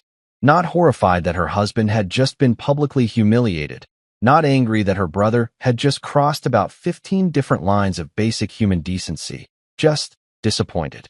Like I'd somehow failed her by existing in the same space as flying pasta. That's when something inside me snapped. Maybe it was the way the sauce was starting to burn my scalp, or maybe it was the sound of Tristan's continuing laughter, or maybe it was just 6 years of swallowing every insult, every slight, every joke at my expense finally reaching critical mass. But I stood up, pasta falling from my shoulders like some kind of carb-heavy confetti, and I felt my right hand ball into a fist before my brain even caught up with the program. The punch connected with Tristan's jaw with a sound that was part slap, part crack, and entirely satisfying. Physics took over from there. His head snapped back, his designer loafers lost their grip on the polished floor, and he went down like a sack of overpriced potatoes, taking a chair with him in a crash that would have made a stuntman proud. The silence that followed was somehow even more complete than before. This wasn't shocked silence. This was, holy crap, the quiet guy just laid out the golden boy silence. The kind of quiet that makes you realize you can hear the air conditioning humming and someone's stomach growling 3 tables over. Aunt Margot was the first to break. "Tristan!" she shrieked, rushing to her precious nephew like he'd been shot instead of simply introduced to the concept of consequences. "Someone call a doctor. He could have a concussion." Uncle Howard was muttering something about keeping things civil and what will people think, because apparently the real tragedy here wasn't that his nephew had just assaulted someone with dinner, but that it might reflect poorly on the family name. Sophie was wide-eyed, phone already out, probably texting her friends about the drama unfolding in real time. OMG, you guys are not going to believe what just happened at the reunion. And through it all, Marissa remained seated, not jumping up to check if I was hurt, not telling her family that what Tristan did was completely out of line, not even asking if I was okay. She just sat there, staring at me like I'd committed some unforgivable sin by defending myself. Tristan was starting to come around, Aunt Margot fussing over him like he was made of spun glass instead of entitlement and bad decisions. His jaw was already starting to swell, and I couldn't help but think it was a good look on him. Really brought out the asshole in his eyes. "You're insane," he mumbled through what I hoped was going to be a spectacular bruise. I was just having a little fun. Fun, right? Because nothing says good times like assault with a deadly marinara. I wiped sauce from my eyes, feeling it stick to my fingers like some kind of Italian-flavored superglue, and looked around the room at all these people who were supposed to be family. Not a single person had moved to help me clean up. Not one napkin had been offered. Nobody had said, "Hey, maybe dumping hot food on someone isn't exactly appropriate dinner behavior." Instead, they were all looking at me like I was the problem. Like I was the one who'd violated some sacred family code by having the audacity to hit back when someone literally poured dinner on my head. The marinara was starting to cool, which somehow made it feel even worse, going from scalding humiliation to cold, sticky shame in real time. I could feel it soaking through my shirt, probably staining my undershirt too, and I wondered absently if marinara sauce was one of those things that never really comes out no matter how much bleach you throw at it. Standing there in that barn-style hall, surrounded by fake rustic charm and real family dysfunction, covered in pasta sauce and noodles like some kind of demented scarecrow, I realized something that should have been obvious years ago. I wasn't family to these people. I was entertainment. A target. The designated punching bag they could all feel superior to when they needed a boost to their collective ego. And the worst part? Marissa was just going to let it happen. Again, walking out of that dining hall felt like escaping from a burning building. Except instead of smoke, I was leaving behind a cloud of designer perfume, passive-aggressive tension, and the lingering smell of marinara sauce that was probably going to haunt my nostrils for the next week. The wide porch wrapped around the front of the reunion hall like a wooden embrace, and for the first time all evening, I could actually breathe without feeling like I was drowning in other people's expectations. The night air hit my sauce-covered face like a cool slap of reality. Out here, away from the theatrical gasps and pearl-clutching performance art happening inside, I could finally hear myself think. Unfortunately, what I was thinking wasn't exactly suitable for polite company. I grabbed my shirt sleeve and started wiping marinara off my cheeks, which was about as effective as trying to clean up a crime scene with a tissue. But hey, at least I was doing something productive. My hair was still sticky with sauce, and every time I ran my fingers through it, I came away with more evidence of Tristan's idea of family fun. Chunks of tomato, bits of basil, and enough garlic to ward off every vampire in a 50-mile radius. I probably looked like I'd lost a fight with a pasta factory, which, come to think of it, wasn't that far from the truth. The porch light buzzed overhead like an angry wasp, casting everything in that yellowish glow that makes everyone look like they're coming down with jaundice. I leaned against the wooden railing, feeling the splinters through my ruined shirt, and tried to process what had just happened in there. In the span of about 10 minutes, I'd gone from invisible family disappointment to public enemy number one, all because I'd had the audacity to defend myself when someone literally dumped dinner on my head. That's when I heard the screen door creak behind me. I didn't need to turn around to know who it was. I could practically feel the waves of disapproval radiating from the doorway like heat from a furnace. Marissa's footsteps were crisp against the wooden planks, each one sounding like a little judgment hammer hitting the nail of my coffin. "Well," she said, and I could hear her crossing her arms without even looking. That was quite a performance in there. I turned around slowly, sauce still dripping from my collar, and looked at my wife of 6 years. The woman I'd promised to love, honor, and cherish until death do us part. The woman who was currently looking at me like I'd just kicked a basket of puppies in front of a group of kindergartners. "Performance?" I said, my voice coming out rougher than I'd intended. "Your brother just dumped hot pasta on my head, and you think I put on a performance?" She was doing that thing she did when she was trying to be reasonable, tilting her head slightly to the side, speaking in that measured tone that therapists probably learn in school. "You know how Tristan is," she said, like that explained everything. Like how Tristan was some kind of natural disaster we all just had to learn to live with, like hurricanes or tax season. "Yeah," I said, wiping more sauce off my neck. "I know exactly how Tristan is. He's an entitled jackass who thinks other people exist solely for his entertainment." Marissa's expression didn't change, which somehow made it worse. If she'd gotten angry, if she'd yelled, if she'd shown any kind of emotion at all, I might have been able to work with that. But this cold, clinical disappointment? This was like trying to argue with a customer service robot. "You should apologize," she said, and for a second I thought I'd misheard her. Maybe the marinara had gotten in my ears along with everything else. I should what now? Apologize? To Tristan? To the family? "You embarrassed all of us tonight." I stared at her, waiting for the punchline, for the moment when she'd crack a smile and tell me she was kidding. But her face remained as serious as a tax audit, and I realized she was completely, 100% sincere. "Let me get this straight," I said, feeling that dangerous heat building in my chest again. "Your brother pours scalding hot food on my head in front of 30 people, and I'm the one who needs to apologize?" "You know how important these family gatherings are," she continued, like I hadn't spoken at all. Uncle Howard was talking about potentially bringing you into one of his investment projects. But after tonight, she trailed off, shaking her head like I'd just blown our shot at winning the lottery. And maybe I had, from her perspective. Maybe losing out on Uncle Howard's largesse was worse than watching her husband get publicly humiliated by her psychopath brother. You should take every insult and apologize, she said, and there it was. The mission statement of our marriage, laid out in plain English under a buzzing porch light, while I stood there covered in marinara sauce like some kind of walking Italian food advertisement. I should take every insult, every slight, every joke at my expense, every casual cruelty that her family dished out like party favors. And then I should apologize for existing, for breathing their air, for daring to marry above my station, and for getting my place in their carefully constructed social hierarchy. He poured hot food on me. I repeated, because apparently I needed to say it louder for the people in the back. Hot food on my head. Marissa shrugged, actually shrugged, like someone had asked her opinion about the weather. You know how Tristan is. There it was again. The ultimate excuse, the get-out-of-jail-free card that apparently covered everything from casual cruelty to actual assault.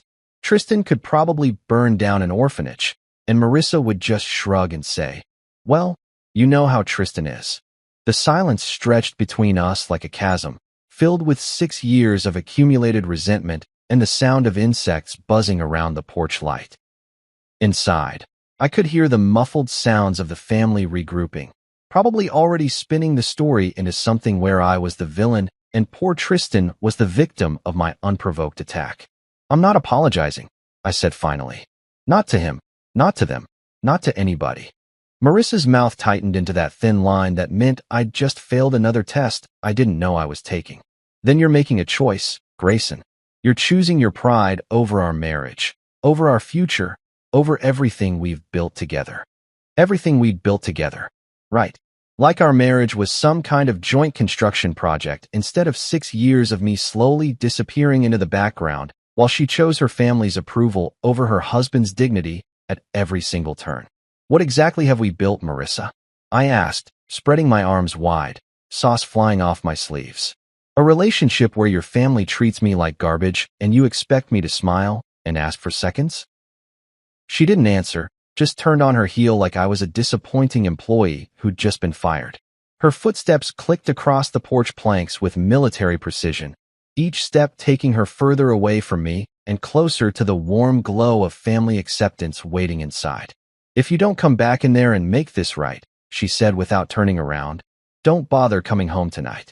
And then she was gone, the screen door slamming behind her with a finality that echoed across the empty porch.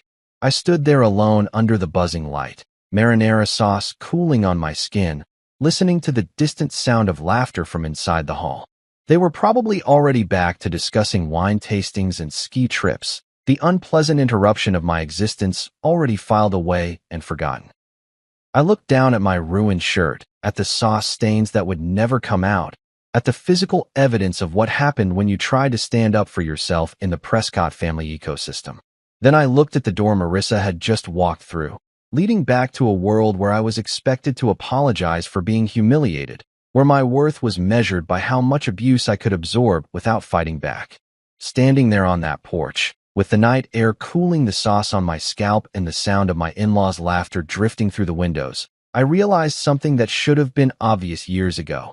If I walked back through that door, if I went back in there and apologized for defending myself, I'd be stepping right back into the same cage they'd kept me in for 6 years.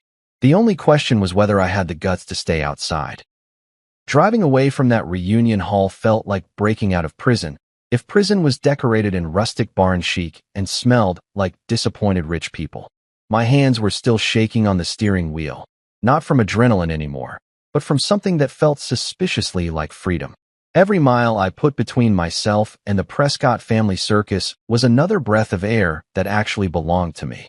My phone had been buzzing like an angry hornet trapped in a jar ever since I'd gotten in the car, lighting up the dashboard with notification after notification. I could see Marissa's name flashing repeatedly, interspersed with numbers I recognized as various members of her family tree. Probably Uncle Howard trying to have a word with me, or Aunt Margot wanting to lecture me about proper family behavior, or hell, maybe even Tristan himself calling to gloat about his marinara masterpiece. But here's the thing about rock bottom. Once you hit it, you realize you've got nothing left to lose. And ignoring their calls felt better than any therapy session I'd ever imagined. 10 miles down the road, I spotted the familiar glow of a gas station rising out of the darkness like a fluorescent oasis. One of those 24-hour joints that looks like it was designed by someone who'd never seen daylight. All harsh white lighting and reflective surfaces that make everything look like a crime scene waiting to happen. I pulled into the parking lot, my tires crunching over gravel and discarded lottery tickets, and just sat there for a minute, engine ticking as it cooled. Through the windshield, I could see the usual late-night gas station ecosystem in full swing. A trucker filling up his rig while talking on a headset, probably explaining to his wife why he was running late again. A college kid counting out crumpled dollar bills for gas money, looking like he was calculating whether he'd have enough left over for ramen noodles. A woman in scrubs who was obviously pulling a double shift, moving with that particular kind of exhaustion that comes from keeping the world running while everyone else sleeps. Real people, living real lives, dealing with real problems. Not a single one of them was worried about whether their caviar was properly chilled or if their personal trainer was charging too much for house calls. I turned off the engine and really looked at myself in the rearview mirror for the first time since the pasta incident. I looked like I'd lost a fight with an Olive Garden kitchen, saw stains on my shirt that were already setting into permanent reminders of tonight's festivities, my hair still sticky with marinara, and something in my eyes that I hadn't seen in years. It took me a minute to recognize what it was. It was possibility. Inside the gas station, the fluorescent lights hummed with the kind of white noise that makes you feel like you're in a spaceship. The clerk behind the counter looked up from his phone just long enough to nod at me, which was about 1,000 times more acknowledgement than I'd gotten from my in-laws all evening. I grabbed a bottle of water and some napkins, trying to clean the worst of the sauce off my face while I figured out what the hell I was going to do next. That's when I spotted the sign advertising free Wi-Fi, and suddenly I had a plan. Or maybe not a plan exactly, but at least an idea that didn't involve going home to face Marissa's disappointed silence or sleeping on the couch like a dog who'd had an accident on the carpet. I pulled out my phone, ignored the 17 missed calls and 43 text messages, and opened up a travel website. The screen loaded with all those cheerful vacation photos, couples holding hands on beaches, families laughing over dinner, people living their best lives in places where nobody gave a damn about your pedigree or your portfolio. Where do you want to go? The search bar asked, cursor blinking patiently like it had all the time in the world for me to figure out my life. Anywhere, I thought. Anywhere but here. Anywhere but back to that house where I'd spent 6 years shrinking myself down to fit into spaces that were never meant for me in the first place. Somewhere warm, somewhere far away, somewhere nobody knew my name or cared about my marriage or expected me to apologize for existing. My fingers hovered over the keyboard for a moment, and then I typed 4 letters that felt like a prayer, HAWA. The search results populated faster than I expected, like the universe was just waiting for me to finally make a decision. Flights to Honolulu, hotel deals, car rentals, all the infrastructure of escape laid out in neat little rows with prices and times and the promise of 80-degree weather year-round. I clicked on the first airline result and found myself staring at a departure time that made my heart skip. Flight 447 to Honolulu, departing in 5 hours and 12 minutes. Red-eye special. Probably full of honeymooners and people running away from their problems, which made it perfect for my current situation. The price made me wince a little. One-way tickets aren't exactly budget-friendly, especially when you're buying them at the last minute. But then I thought about Uncle Howard's condo that cost more than most people's houses, about Aunt Margot's jewelry collection that could probably fund a small country, about all the money the Prescott family threw around like confetti while treating me like I should be grateful for the privilege of breathing their air. Screw it. I pulled out my credit card, the one Marissa was always telling me to use more responsibly, the one that came with lectures about our budget and our future and our 5-year plan. Tonight, it was going to buy me something I hadn't had in years, a choice that was entirely my own. The booking process was surprisingly simple, like the website understood that people making these kinds of decisions at gas stations at 11 p.m. weren't looking for complicated forms and multiple confirmation screens. Name, card number, confirmation of seat assignment, and suddenly I was holding a digital boarding pass on my phone that said Grayson Mitchell, Honolulu, Hawaii, seat 23A. 23A. A window seat, which felt appropriate somehow. I'd be able to watch the mainland disappear beneath the clouds, watch everything I'd been trying so hard to fit into shrink down to nothing while I flew towards something completely unknown. The confirmation email hit my inbox with a cheerful ding, complete with helpful reminders about check-in times and baggage restrictions. Baggage restrictions. I almost laughed out loud right there in the gas station, surrounded by energy drinks and lottery tickets, and the smell of Roller Grill hot dogs. What baggage was I going to bring? The shirt covered in marinara sauce? The years of accumulated resentment? The wedding ring that suddenly felt like it weighed about 50 pounds? I paid for my water and walked back out to the car, phone buzzing again with another round of calls I had no intention of answering. 5 hours and 12 minutes until takeoff. Enough time to drive to the airport, park in long-term parking like I was going on a normal business trip instead of fleeing my entire life, and maybe grab some actual clothes that didn't look like they'd been used as target practice by an Italian restaurant. Sitting in the driver's seat, I looked at that boarding pass one more time. Grayson Mitchell, it said. Not Grayson Prescott adjacent. Not Marissa's disappointing husband. Not the guy who didn't quite fit in at family dinners. Just Grayson Mitchell, passenger, destination unknown. For the first time in 6 years, that felt like exactly the right name to be. You know that moment in action movies when the hero's phone starts going off like the world's most annoying alarm clock, and you just know that whatever peace and quiet they had is about to go straight to hell?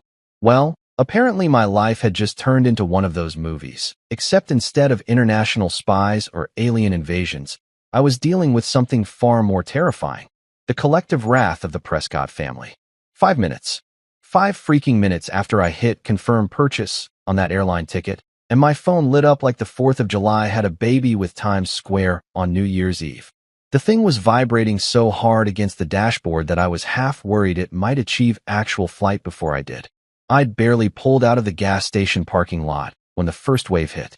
Call after call, text after text, voicemail notifications piling up faster than I could even read the names.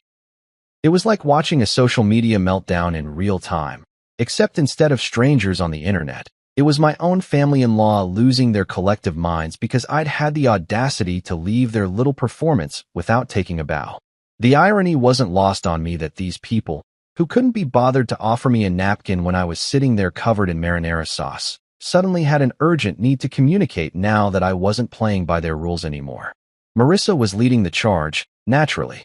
Her name kept flashing on the screen like a neon sign advertising disappointment.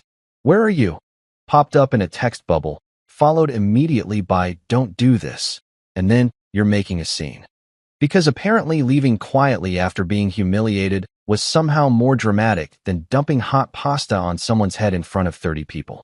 The logic of the Prescott family, ladies and gentlemen, always consistent in its complete lack of consistency. But Marissa was just the opening act. The real show started when Tristan got involved. I could practically see him holding an ice pack to his jaw while frantically typing threats into his phone, probably feeling like the victim in all this. His messages started pouring in faster than I could delete them. "You're done," followed by, "I'll have you arrested," and my personal favorite, "You have no idea what you've started." When I'd started. Right. Because apparently throwing the first punch was dumping food on someone, and defending yourself was the real crime here. I was starting to think these people lived in some kind of alternate reality where normal cause and effect relationships had been suspended in favor of whatever narrative made them look good.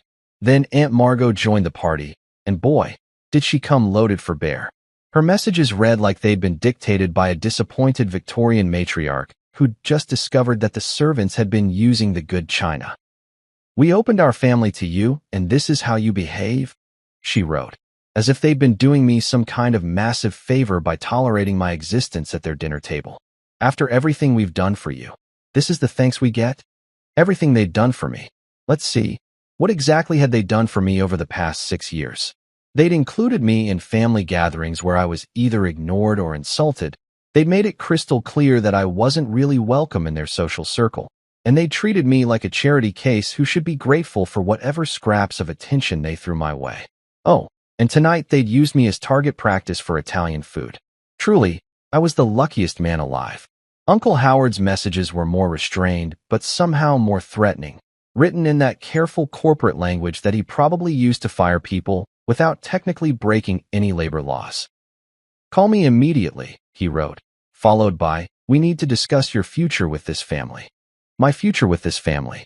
Like I was an employee whose contract was up for review instead of someone who'd married into their dysfunction. But the real kicker came from Sophie, Marissa's cousin, who apparently thought this was all some kind of entertaining family drama that she could live tweet for her friends. "OMG, everyone is so upset," she wrote, complete with crying laughing emojis. "Aunt Margot is literally shaking. Uncle Howard is pacing around talking about lawyers. This is better than reality TV. Better than reality TV." There it was, the family motto in all its glory. Real people's pain was just entertainment for them, something to spice up their otherwise boring lives of privilege and plenty. I wondered if Sophie was already planning to turn this into content for her Instagram story, maybe with some kind of inspirational quote about family loyalty overlaid on a picture of her avocado toast.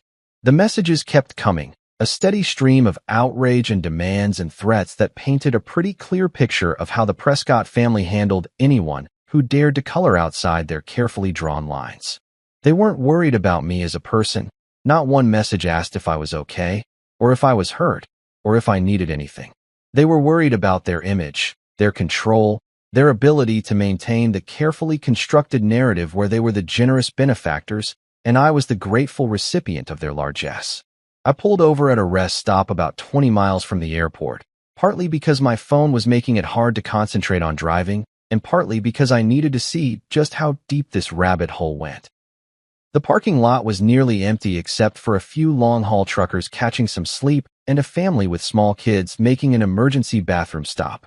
Sitting there under the fluorescent lights of the rest stop, I started scrolling through the messages more carefully, and that's when I noticed something that shouldn't have surprised me, but somehow still did. Not a single one of them mentioned the fact that Tristan had dumped hot food on my head. Not one message said, "Hey, maybe my brother/nephew/son was out of line." Not one person suggested that pouring marinara sauce on someone might be considered inappropriate dinner behavior. It was all about my reaction, my violence, my overreaction to what they were probably already spinning as a harmless prank between family members. The actual assault, because let's call it what it was, had already been memory holed in favor of a story where I was the unstable one who couldn't take a joke. The counter on my phone showed 315 total notifications, and they were still climbing. 315 separate attempts to drag me back into their web of dysfunct. 315 reminders of why I'd bought that plane ticket in the first place. But here's what struck me as I sat there in that rest stop parking lot, surrounded by the honest exhaustion of people traveling for real reasons. Work, family visits, moving across the country for new jobs. These messages weren't from people who cared about me. They were from people who cared about maintaining their version of reality, where they could treat people however they wanted and never face any consequences. Not one message said, "Are you okay?" Not one person asked if the sauce had burned my skin or if I needed medical attention. Not one member of Marissa's family seemed to think that maybe, just maybe, they should be apologizing to me instead of demanding that I apologize to them.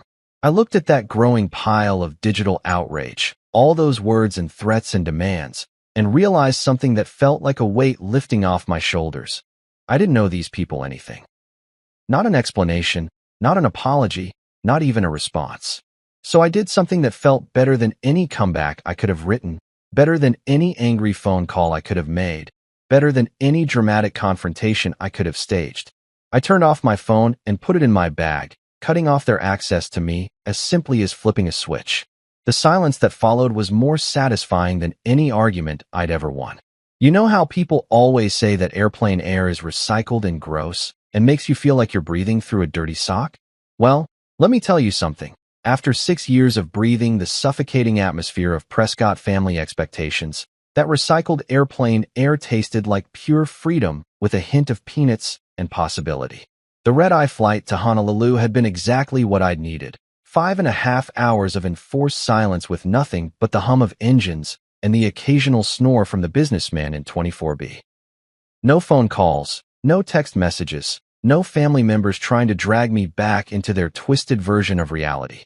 Just me, a tiny bag of pretzels, and the growing realization that I'd actually done it. I'd bought a one-way ticket to anywhere but here and followed through. But nothing, and I mean nothing, could have prepared me for that first breath of Hawaiian air. The plane doors opened, and it hit me like a warm hug from a grandmother you didn't know you had.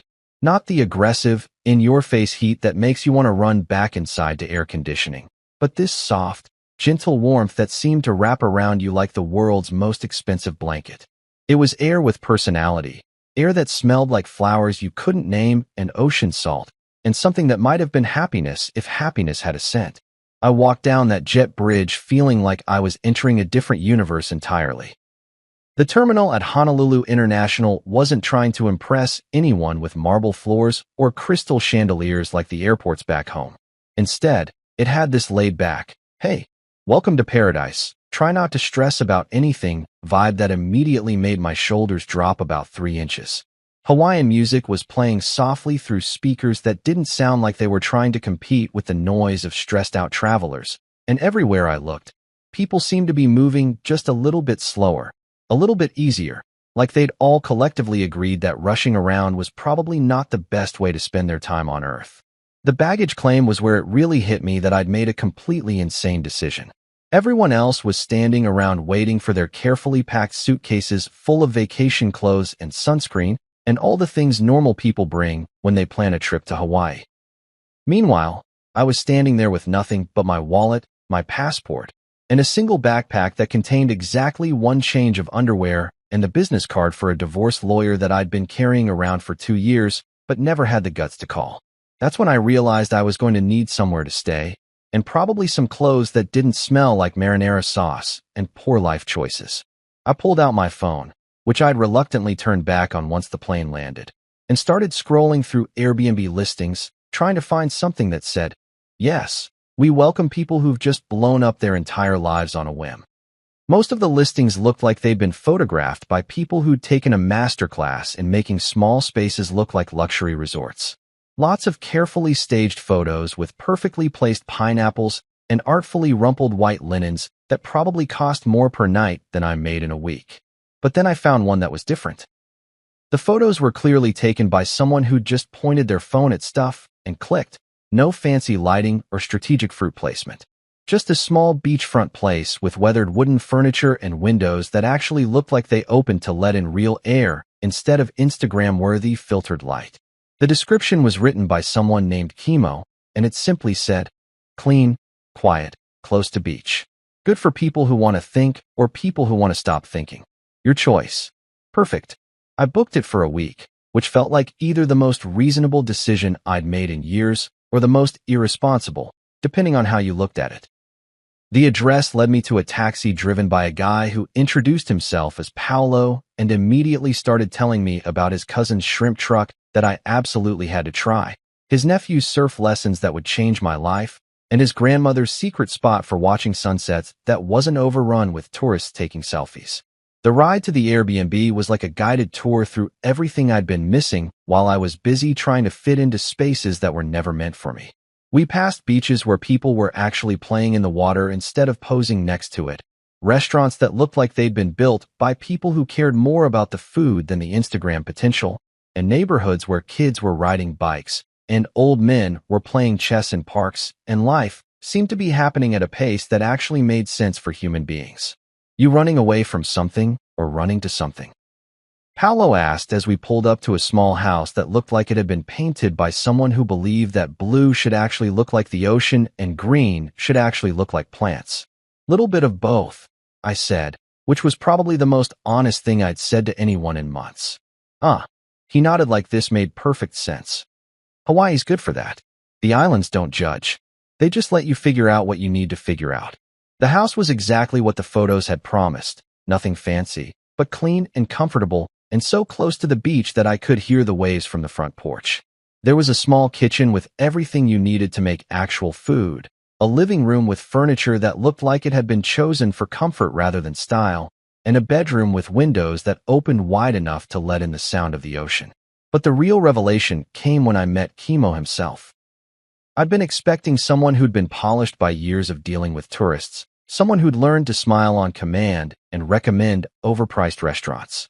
Instead, I got a guy in his 50s with hands that looked like they'd actually worked for a living and a laugh that sounded like it came from somewhere deep and genuine. "First time in Hawaii?" he asked, and when I nodded, he grinned. "Good. The island's got a way of showing you things you didn't know you needed to see. You here for business or pleasure?" "Honestly," I said, setting down my pathetic backpack in a living room that somehow felt more like home than any place I'd lived in the past 6 years. "I have absolutely no idea what I'm here for." Kimo's laugh filled the space like warm honey. "Even better. That means you're here for the right reasons." He handed me the keys and a handshake that felt like he actually meant it, like I was a person worth welcoming instead of a problem to be managed. "The ocean's right out that door," he said, pointing toward the back of the house. "Don't overthink it. Just go look at it for a while. The water's got a way of putting things in perspective." So that's what I did. I walked out to the beach behind the house, kicked off my shoes that still smelled faintly of family reunion disaster, and stood at the edge of the Pacific Ocean while the sun started its descent toward the horizon. For the first time in 6 years, nobody was telling me where to stand, how to act, or what to say. The waves didn't care about my family connections, my social status, or whether I belonged anywhere in particular. They just kept rolling in, one after another, like they had all the time in the world. Turns out when you're not spending every waking moment trying to decode the complex social dynamics of people who think you're beneath them, you have a surprising amount of time to figure out what you actually enjoy doing. Who knew? My first week in Hawaii developed a rhythm that felt so natural I started wondering if this was what normal people meant when they talked about work-life balance, instead of work-life complete psychological warfare. I'd wake up when my body felt like waking up, not because an alarm was screaming at me to get ready for another day of disappointment. And I'd walk out to the beach to watch the sunrise paint the sky in colors that didn't exist in the Prescott family palette. The mornings were the best part. There's something about being the only person on a beach at 6 a.m. that makes you feel like you've discovered a secret that the rest of the world hasn't figured out yet. The sand was cool under my bare feet. The water was this impossible shade of blue that made you wonder why anyone ever settled for swimming pools. And the air tasted like possibilities that didn't come with strings attached or family approval ratings. I'd walk for miles, picking up shells that nobody expected me to display properly or appreciate appropriately, watching crabs scuttle around like they had important business to attend to, and generally enjoying the novel experience of existing without constantly calculating how my behavior might reflect on the family name. After the beach walks came coffee and breakfast at this little cafe called Sunrise Shack that looked like it had been built by surfers who'd accidentally become excellent at making food. The owner, a woman named Keiko who had to be pushing 70 but moved like she was half that age, made coffee that could wake the dead and acai bowls that tasted like someone had figured out how to turn tropical paradise into breakfast. "You're the mainland guy staying at Kimo's place," she said on my third morning, not really asking. Island communities, I was learning, had their own communication networks that made social media look sluggish. "Guilty as charged," I said, wondering if being the mainland guy was going to come with its own set of expectations and requirements. "Good," she said, sliding a plate of fresh fruit across the counter. "Kimo says you look like you needed to get lost for a while. Hawaii's perfect for that. Getting lost. I like that way of thinking about it better than running away, or having a midlife crisis, or whatever psychological label the Prescott family was probably attaching to my disappearance. Getting lost implied that you might eventually find something, whereas running away suggested you were just a coward who couldn't handle adult responsibilities. The afternoons were for reading. I discovered that when you're not constantly stressed about family dinner performances or social obligations that felt like pop quizzes you hadn't studied for, you could actually concentrate on books for more than 10 minutes at a time. I'd grab something from the little bookstore in town, a place that clearly existed because the owner loved books, not because she'd calculated the optimal profit margins on literary fiction, and find a spot on the beach or at one of the outdoor cafes where nobody cared if you sat there for 3 hours nursing a single iced tea. It was at one of these cafes, a place called The Grind that had mismatched chairs and Wi-Fi that worked about 60% of the time, that I met Lonnie. She was at the table next to mine, hunched over a laptop and muttering things that sounded distinctly uncomplimentary about website design platforms. "You okay over there?" I asked after she'd called her computer something that would have made Aunt Margot clutch her pearls so hard she'd probably need medical attention. "Oh, I'm fantastic," she said, her voice dripping with enough sarcasm to fill a swimming pool. "Just trying to update my shop's website, and this piece of garbage platform is acting like I asked it to solve world hunger instead of add a simple photo gallery." Lonnie, as it turned out, ran a surf shop called Wave Rider that had been in her family for 20 years. She was about my age, with sun-bleached hair and hands that looked like they'd spent a lot of time fixing things, and she had absolutely zero patience for technology that didn't work the way it was supposed to. "What kind of shop?" I asked, closing my book because this conversation was infinitely more interesting than whatever literary masterpiece I'd been pretending to read. "Surf shop. Boards, gear, lessons for tourists who think they're going to become the next Kelly Slater after a 2-hour session." She gestured at her laptop screen like it had personally offended her ancestors. "We do pretty well, but our website looks like it was designed in 1995 by someone who'd never seen the internet before." Here's where things got interesting. Back in my previous life, the one where I spent most of my time trying to disappear into furniture at family gatherings, I'd actually been pretty good at website design. It was something I'd picked up in college and kept doing on the side, mostly for small businesses that couldn't afford the big fancy agencies that charged more for a logo than most people made in a month. "I might be able to help with that," I said, surprised to hear myself volunteering for something without first calculating how it might affect my standing with people I was trying to impress. Lonnie looked up from her laptop, squinting at me like she was trying to figure out if I was serious or just another mainland tourist who thought he could solve all of Hawaii's problems with his superior continental wisdom. "You know anything about websites?" she asked. "A little," I said, which was probably the most understated thing I'd said since arriving in paradise. "Mind if I take a look?" What followed was the most fun I'd had working on anything in years. Lonnie's existing website was indeed a disaster of epic proportions. Broken links, photos that loaded sideways, and a color scheme that looked like it had been chosen by someone who'd never seen an actual ocean. But it wasn't unfixable, just neglected. We spent the next 3 hours completely rebuilding the thing from scratch. Lonnie provided the content and the vision. She knew exactly what her customers needed and how they thought, while I handled the technical stuff that made her want to throw her laptop into the nearest volcano. "You want clean, simple, easy to navigate," I said, pulling up examples of sites that actually worked. "Nothing fancy, just functional. People want to see your boards, check your lesson schedules, maybe read some reviews from happy customers." "Exactly," she said, and I realized it had been months since someone had responded to one of my ideas with genuine enthusiasm instead of polite tolerance or outright dismissal. By the time we finished, Wave Rider had a website that actually looked like it belonged to a business that knew what it was doing. The photos loaded properly, the navigation made sense, and the whole thing had a clean, professional look that still felt relaxed and welcoming. "How much do I owe you?" Lonnie asked as we tested the final version on her phone. "Nothing," I said, surprising myself again. It was fun. Fun. She looked at me like I'd just claimed that root canals were my favorite hobby. "You think website design is fun? When it's not for people who treat you like their personal tech support slave." "Yeah, it's actually pretty enjoyable." That's when she made me an offer that would change everything. I've got a couple of friends who run businesses around here. They're all dealing with the same kind of website disasters. If you're interested in picking up some side work while you're getting lost, I could put in some good words. Side work. Not charity, not family obligations, not doing favors for people who'd never return them. Actual work that I'd chosen to do, for people who appreciated it, at my own pace and on my own terms. Sitting there at that mismatched table, watching the sun start its descent toward the horizon while Lonnie scrolled through her new website with obvious satisfaction, I realized something that should have been obvious but somehow felt revolutionary. This was the first time in years that I'd done work that felt like it belonged to me.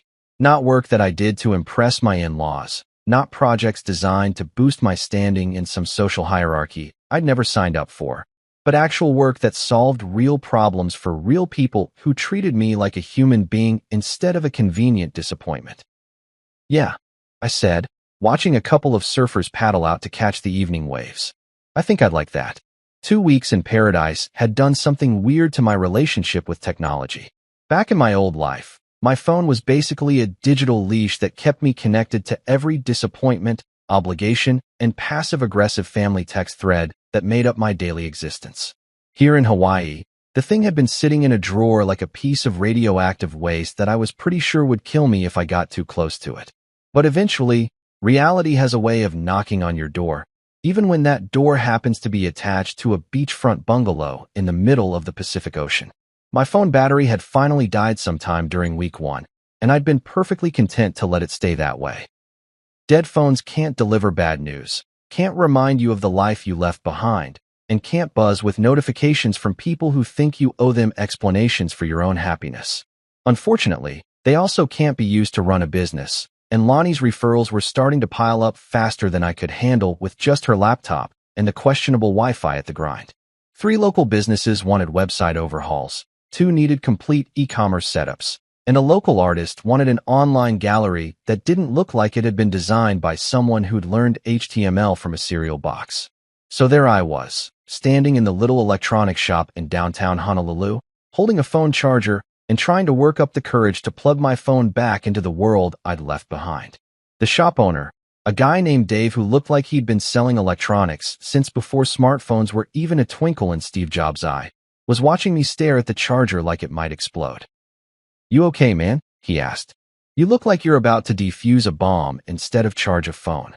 "Something like that," I said, handing him a 20 and wondering if there was any way to SE. Back at the bungalow, I plugged the thing in and watched it slowly come back to life with all the enthusiasm of someone waiting for their STD test results. The Apple logo appeared, followed by the home screen, followed by the most ridiculous notification badge I'd ever seen in my life. 347 unread messages. 347. I sat there on Chemo's comfortable old couch, listening to the waves crash outside, and watching that number blink at me like a neon sign advertising everything I'd been successfully avoiding for the past 2 weeks. Part of me wanted to throw the phone right back in the drawer and pretend I'd never seen it. Part of me was curious about just how deep the rabbit hole of family outrage had gotten in my absence. Curiosity won, because apparently I'm a glutton for punishment. The voicemail box was completely full, 37 messages that I was pretty sure would contain enough guilt, manipulation, and threats to power a small city. I started with those, figuring I might as well get the worst of it over with first. Marissa's voice hit me like a cold slap of reality. The first few messages were angry, really angry. "Where the hell are you, Grayson? You can't just disappear like this. We need to talk. Call me back immediately." Her voice had that sharp edge it got when she was trying to control something that wasn't cooperating, like a broken appliance or a husband who'd finally grown a backbone. But as the messages progressed, the anger shifted to something that was almost worse, strategic crying. By message number 12, she was sobbing into the phone about how worried she was, how she just wanted to know I was safe, how we could work through this if I'd just come home and talk to her like a reasonable adult. "I know you're hurt," she said in one message that was clearly performed for an audience. "I know things got out of hand at the reunion, but running away isn't the answer, Grayson. We're married. We made vows. You can't just abandon everything because you had a fight with my brother." A fight with her brother. Right. Because that's what you call it when someone dumps hot food on your head and you defend yourself. A little disagreement between boys, nothing that couldn't be solved with a firm handshake and maybe a nice bottle of wine. Tristan's messages were exactly what you'd expect from someone whose jaw I'd rearranged with my fist. The first few were pure rage, promising legal action and making threats that probably would have scared me if I'd still been living in his world of consequences and social standings. "You're finished," he snarled in one particularly charming voicemail. "I'm going to destroy you. You'll never work in this town again. Never work in this town again." Like I was some kind of mob movie character instead of a guy who designed websites and had finally gotten tired of being treated like furniture. I almost laughed out loud at that one, sitting there in my beach bungalow with more work than I could handle and zero interest in whatever town he thought he controlled. But the later messages from Tristan were different, more calculated. "Look," he said in what was clearly meant to be his reasonable voice. "Maybe we both got a little heated. Why don't you come back and we'll talk this through like adults? Marissa's worried sick, and the family thinks you might be having some kind of breakdown. Some kind of breakdown. Translation: they decided I was mentally unstable, which was probably easier for them to accept than the possibility that their behavior had finally pushed someone past their breaking point. Uncle Howard's messages were all business, delivered in that smooth corporate tone that said he was used to fixing problems with money and influence. Grayson, this has gone far enough. You're embarrassing the family, and more importantly, you're hurting Marissa. I think we can find a way to make this work for everyone. Call me back, and we'll discuss your options. My options?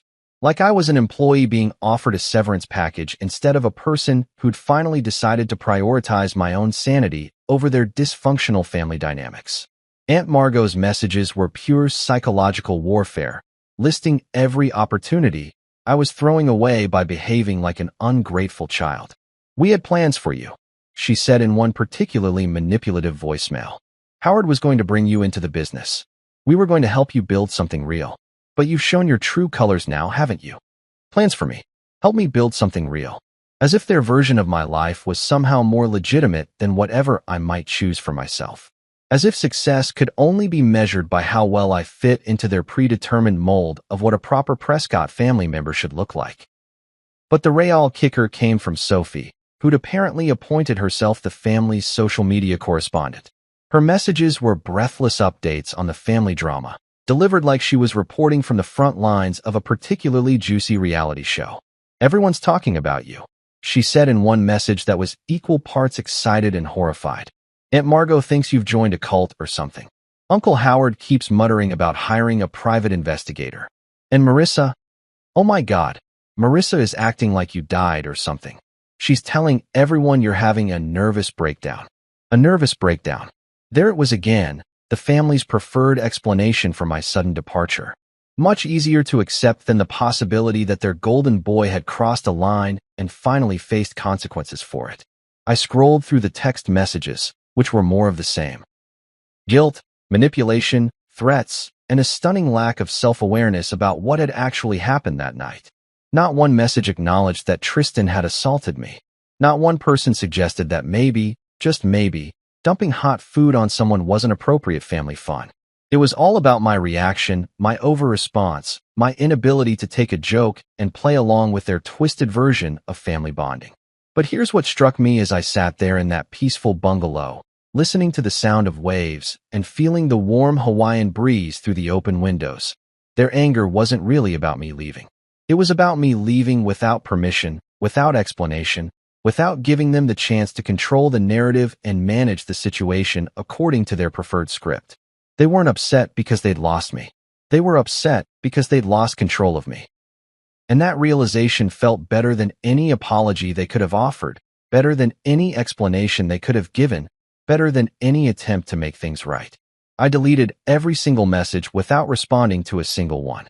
No explanations, no justifications, no carefully worded emails trying to make them understand my perspective. Just silence. The kind of silence that says more than any argument ever could. You know what's funny about making a decision that everyone back home thinks is completely insane? Eventually, you stop caring whether they think it's insane or not, and you start focusing on whether it's actually working out for you.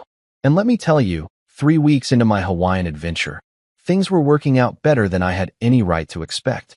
The website work that had started with helping Lonnie had turned into something that looked suspiciously like an actual business. Word travels fast in island communities, especially when that word is mainland guy who can make your crappy website stop sucking without charging you a fortune. My phone, the same phone that had been buzzing with family drama and threats just a week ago, was now ringing with calls from local business owners who had actual problems they wanted me to solve.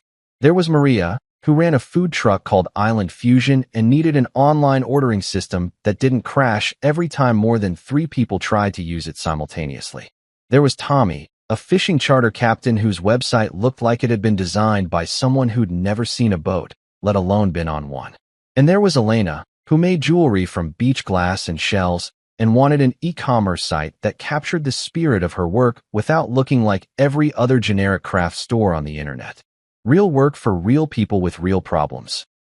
It was a revelation that probably shouldn't have been as surprising as it was, but after years of doing favors for Marissa's family connections, People who treated web design like some kind of mysterious voodoo and expected miracles while complaining about every invoice.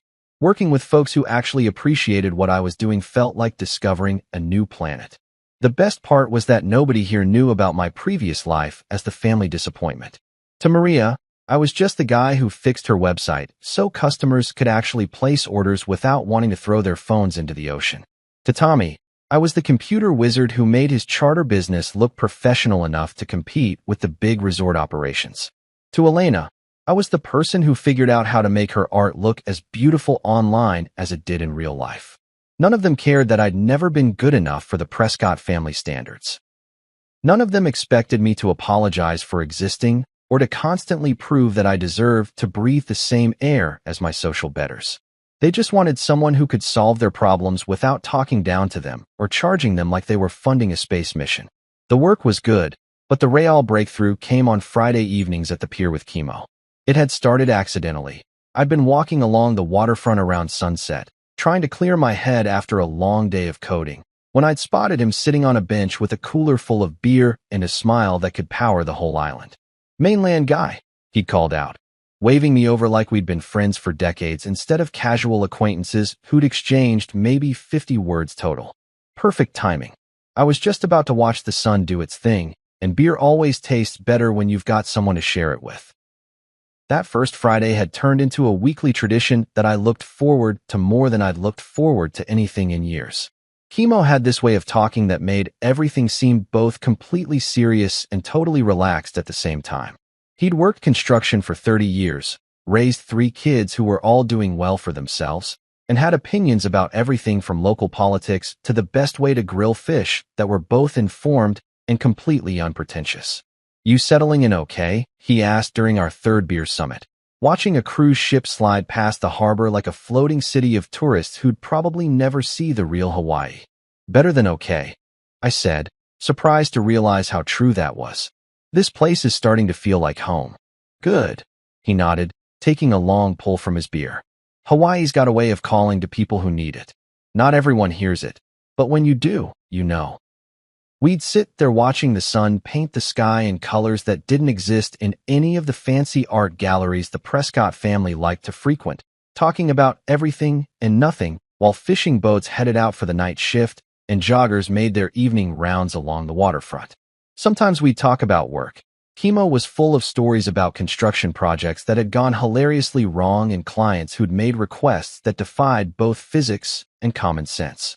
Sometimes we'd talk about family, his kids, his grandkids, his wife who'd passed away 5 years ago, and who he still missed every single day. But mostly, we'd just exist in the same space without any pressure to perform or impress or justify our presence. It was the kind of friendship that developed naturally, based on mutual enjoyment of each other's company rather than social obligation or family connection or any of the complicated dynamics that had governed most of my relationships back in my previous life. "You ever miss it?" he asked one evening, gesturing vaguely in the direction of what I assumed was the mainland. "Whatever you left behind to end up here?" I thought about that question longer than I probably needed to. Did I miss anything about my old life? The house that had never really felt like mine? The family gatherings where I was tolerated rather than welcomed? The constant feeling that I was failing some test that nobody had bothered to explain to me? "I miss the idea of it," I said finally. "I miss thinking that I had a place where I belonged, even if that place never actually existed." Chemo nodded like this made perfect sense. That's the difference between missing something real and missing something you wished was real. One's worth going back for, the other's just nostalgia for a life you never actually had. The more time I spent in Hawaii, the more I realized he was right. I wasn't homesick for my actual life. I was homesick for the version of my life that had never existed outside my own hopeful imagination. The version where Marissa's family accepted me as an equal, where Tristan treated me like a brother instead of a target, where I fit into their world without having to shrink myself down to accommodate their expectations. But that version had never been real, and pretending it might someday become real had cost me years of actual happiness in favor of hypothetical approval from people who'd never actually intended to give it. The island routine was healing something in me that I hadn't even realized was broken. Morning walks on the beach where nobody expected me to network or make small talk about my career prospects. Afternoons working on projects that people actually appreciated instead of endured. Evenings watching sunsets with a friend who liked me exactly as I was instead of constantly hinting at ways I could improve myself to better fit his social circle. For the first time in years, maybe ever, I was living a life that felt like it belonged to me instead of everyone else. The work I was doing was work I'd chosen, for people I genuinely liked, at a pace that felt sustainable instead of frantic. The friendships I was building were based on mutual respect and shared interests instead of family obligation or social climbing. It wasn't the life I'd planned when I was sitting in that gas station 3 weeks ago, buying a one-way ticket to anywhere that wasn't where I'd been. But it was a life that fit me in ways that my carefully constructed previous existence never had. And for the first time since I could remember, I was excited about tomorrow instead of dreading it. 3 months. 93 days since I'd walked out of that barn-style reunion hall covered in marinara sauce and bruised dignity, and I was sitting in a lawyer's office in downtown Honolulu, signing papers that would officially end the longest mistake of my adult life.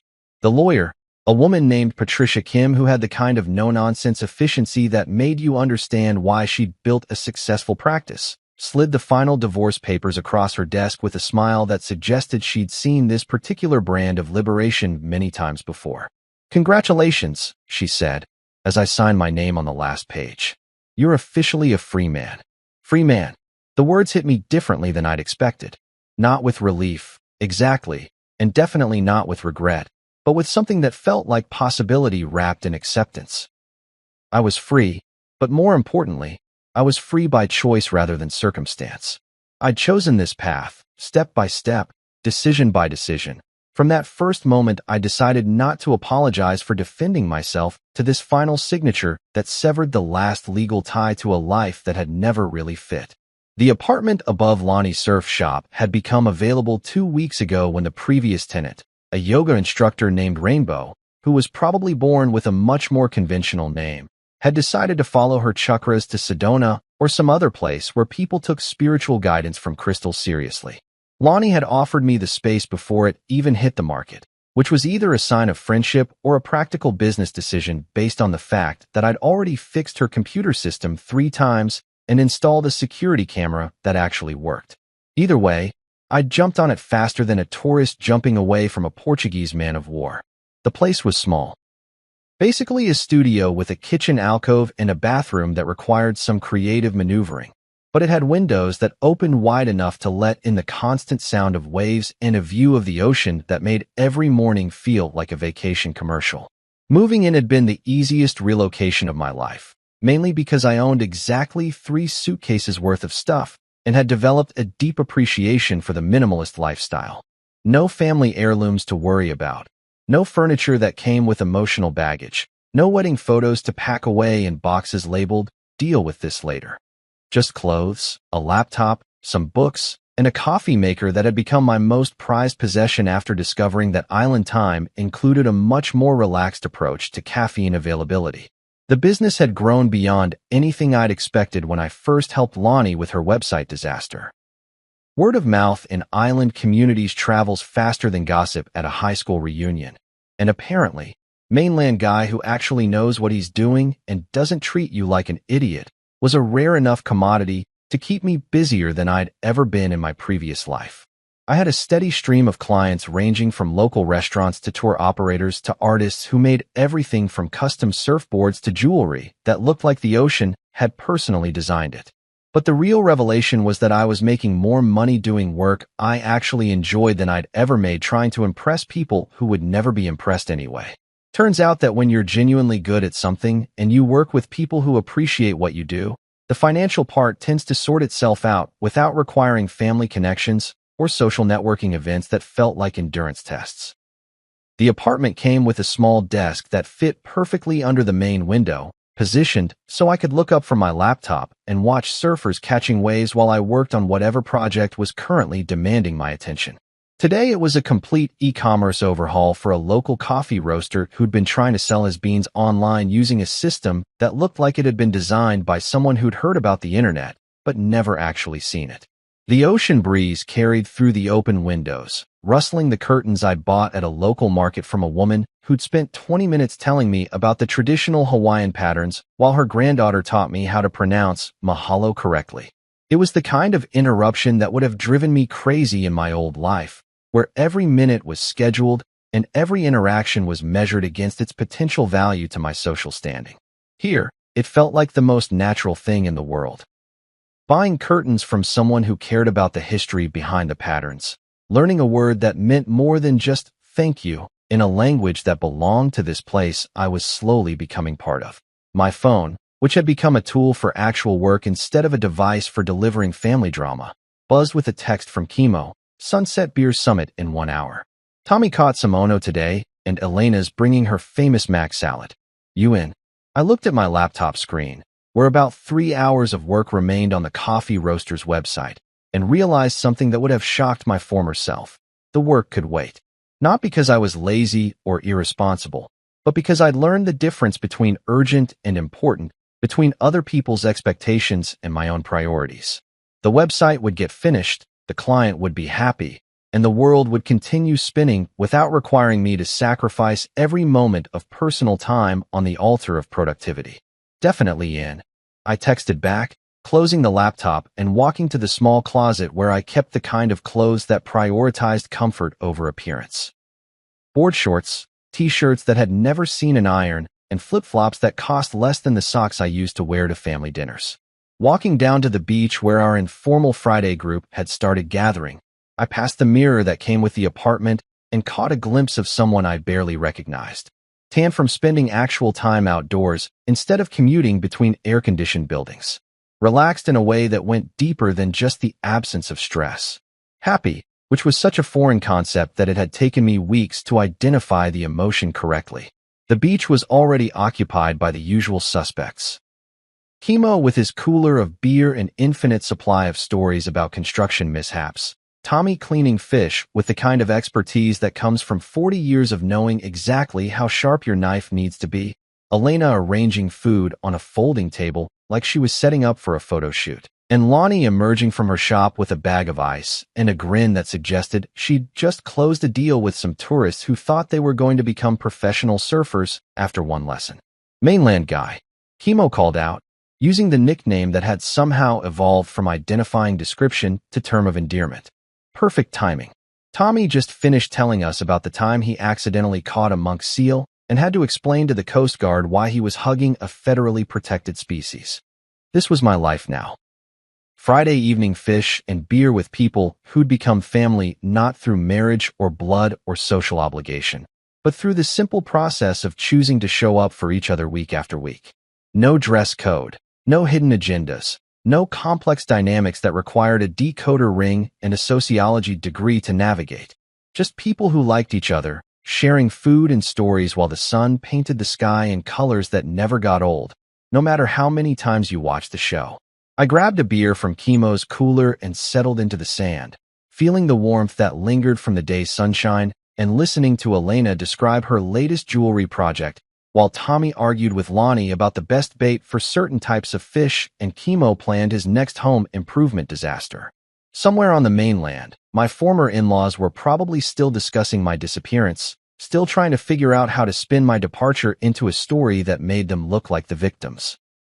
Marissa had probably moved on, found someone more suitable to the family standards, someone who understood the importance of proper behavior at social gatherings and never confused self-respect with selfishness. And for the first time since I'd known any of them, I genuinely hoped they were happy. Not because I missed them or wanted to reconcile, but because their happiness was no longer connected to mine. They could live their lives according to their values, and I could live mine according to mine, and neither of us had to apologize for the incompatibility. The sun touched the horizon, turning the ocean into a mirror that reflected possibilities I was still discovering. Tomorrow I'd finish the coffee website, start planning a new project for a local artist, maybe take Lonnie up on her offer to teach me how to surf without embarrassing myself in front of the tourists. But tonight, I was exactly where I belonged, with people who liked me exactly as I was, in a place that felt like home in ways I'd never experienced before. The spaghetti incident seemed like something that had happened to someone else in another lifetime. Not because I'd forgotten it, but because it had become the beginning of something better instead of the end of something that had never really worked anyway. Hawaii wasn't just the place I'd escaped to. It was the place I'd finally remembered who I was supposed to be all along.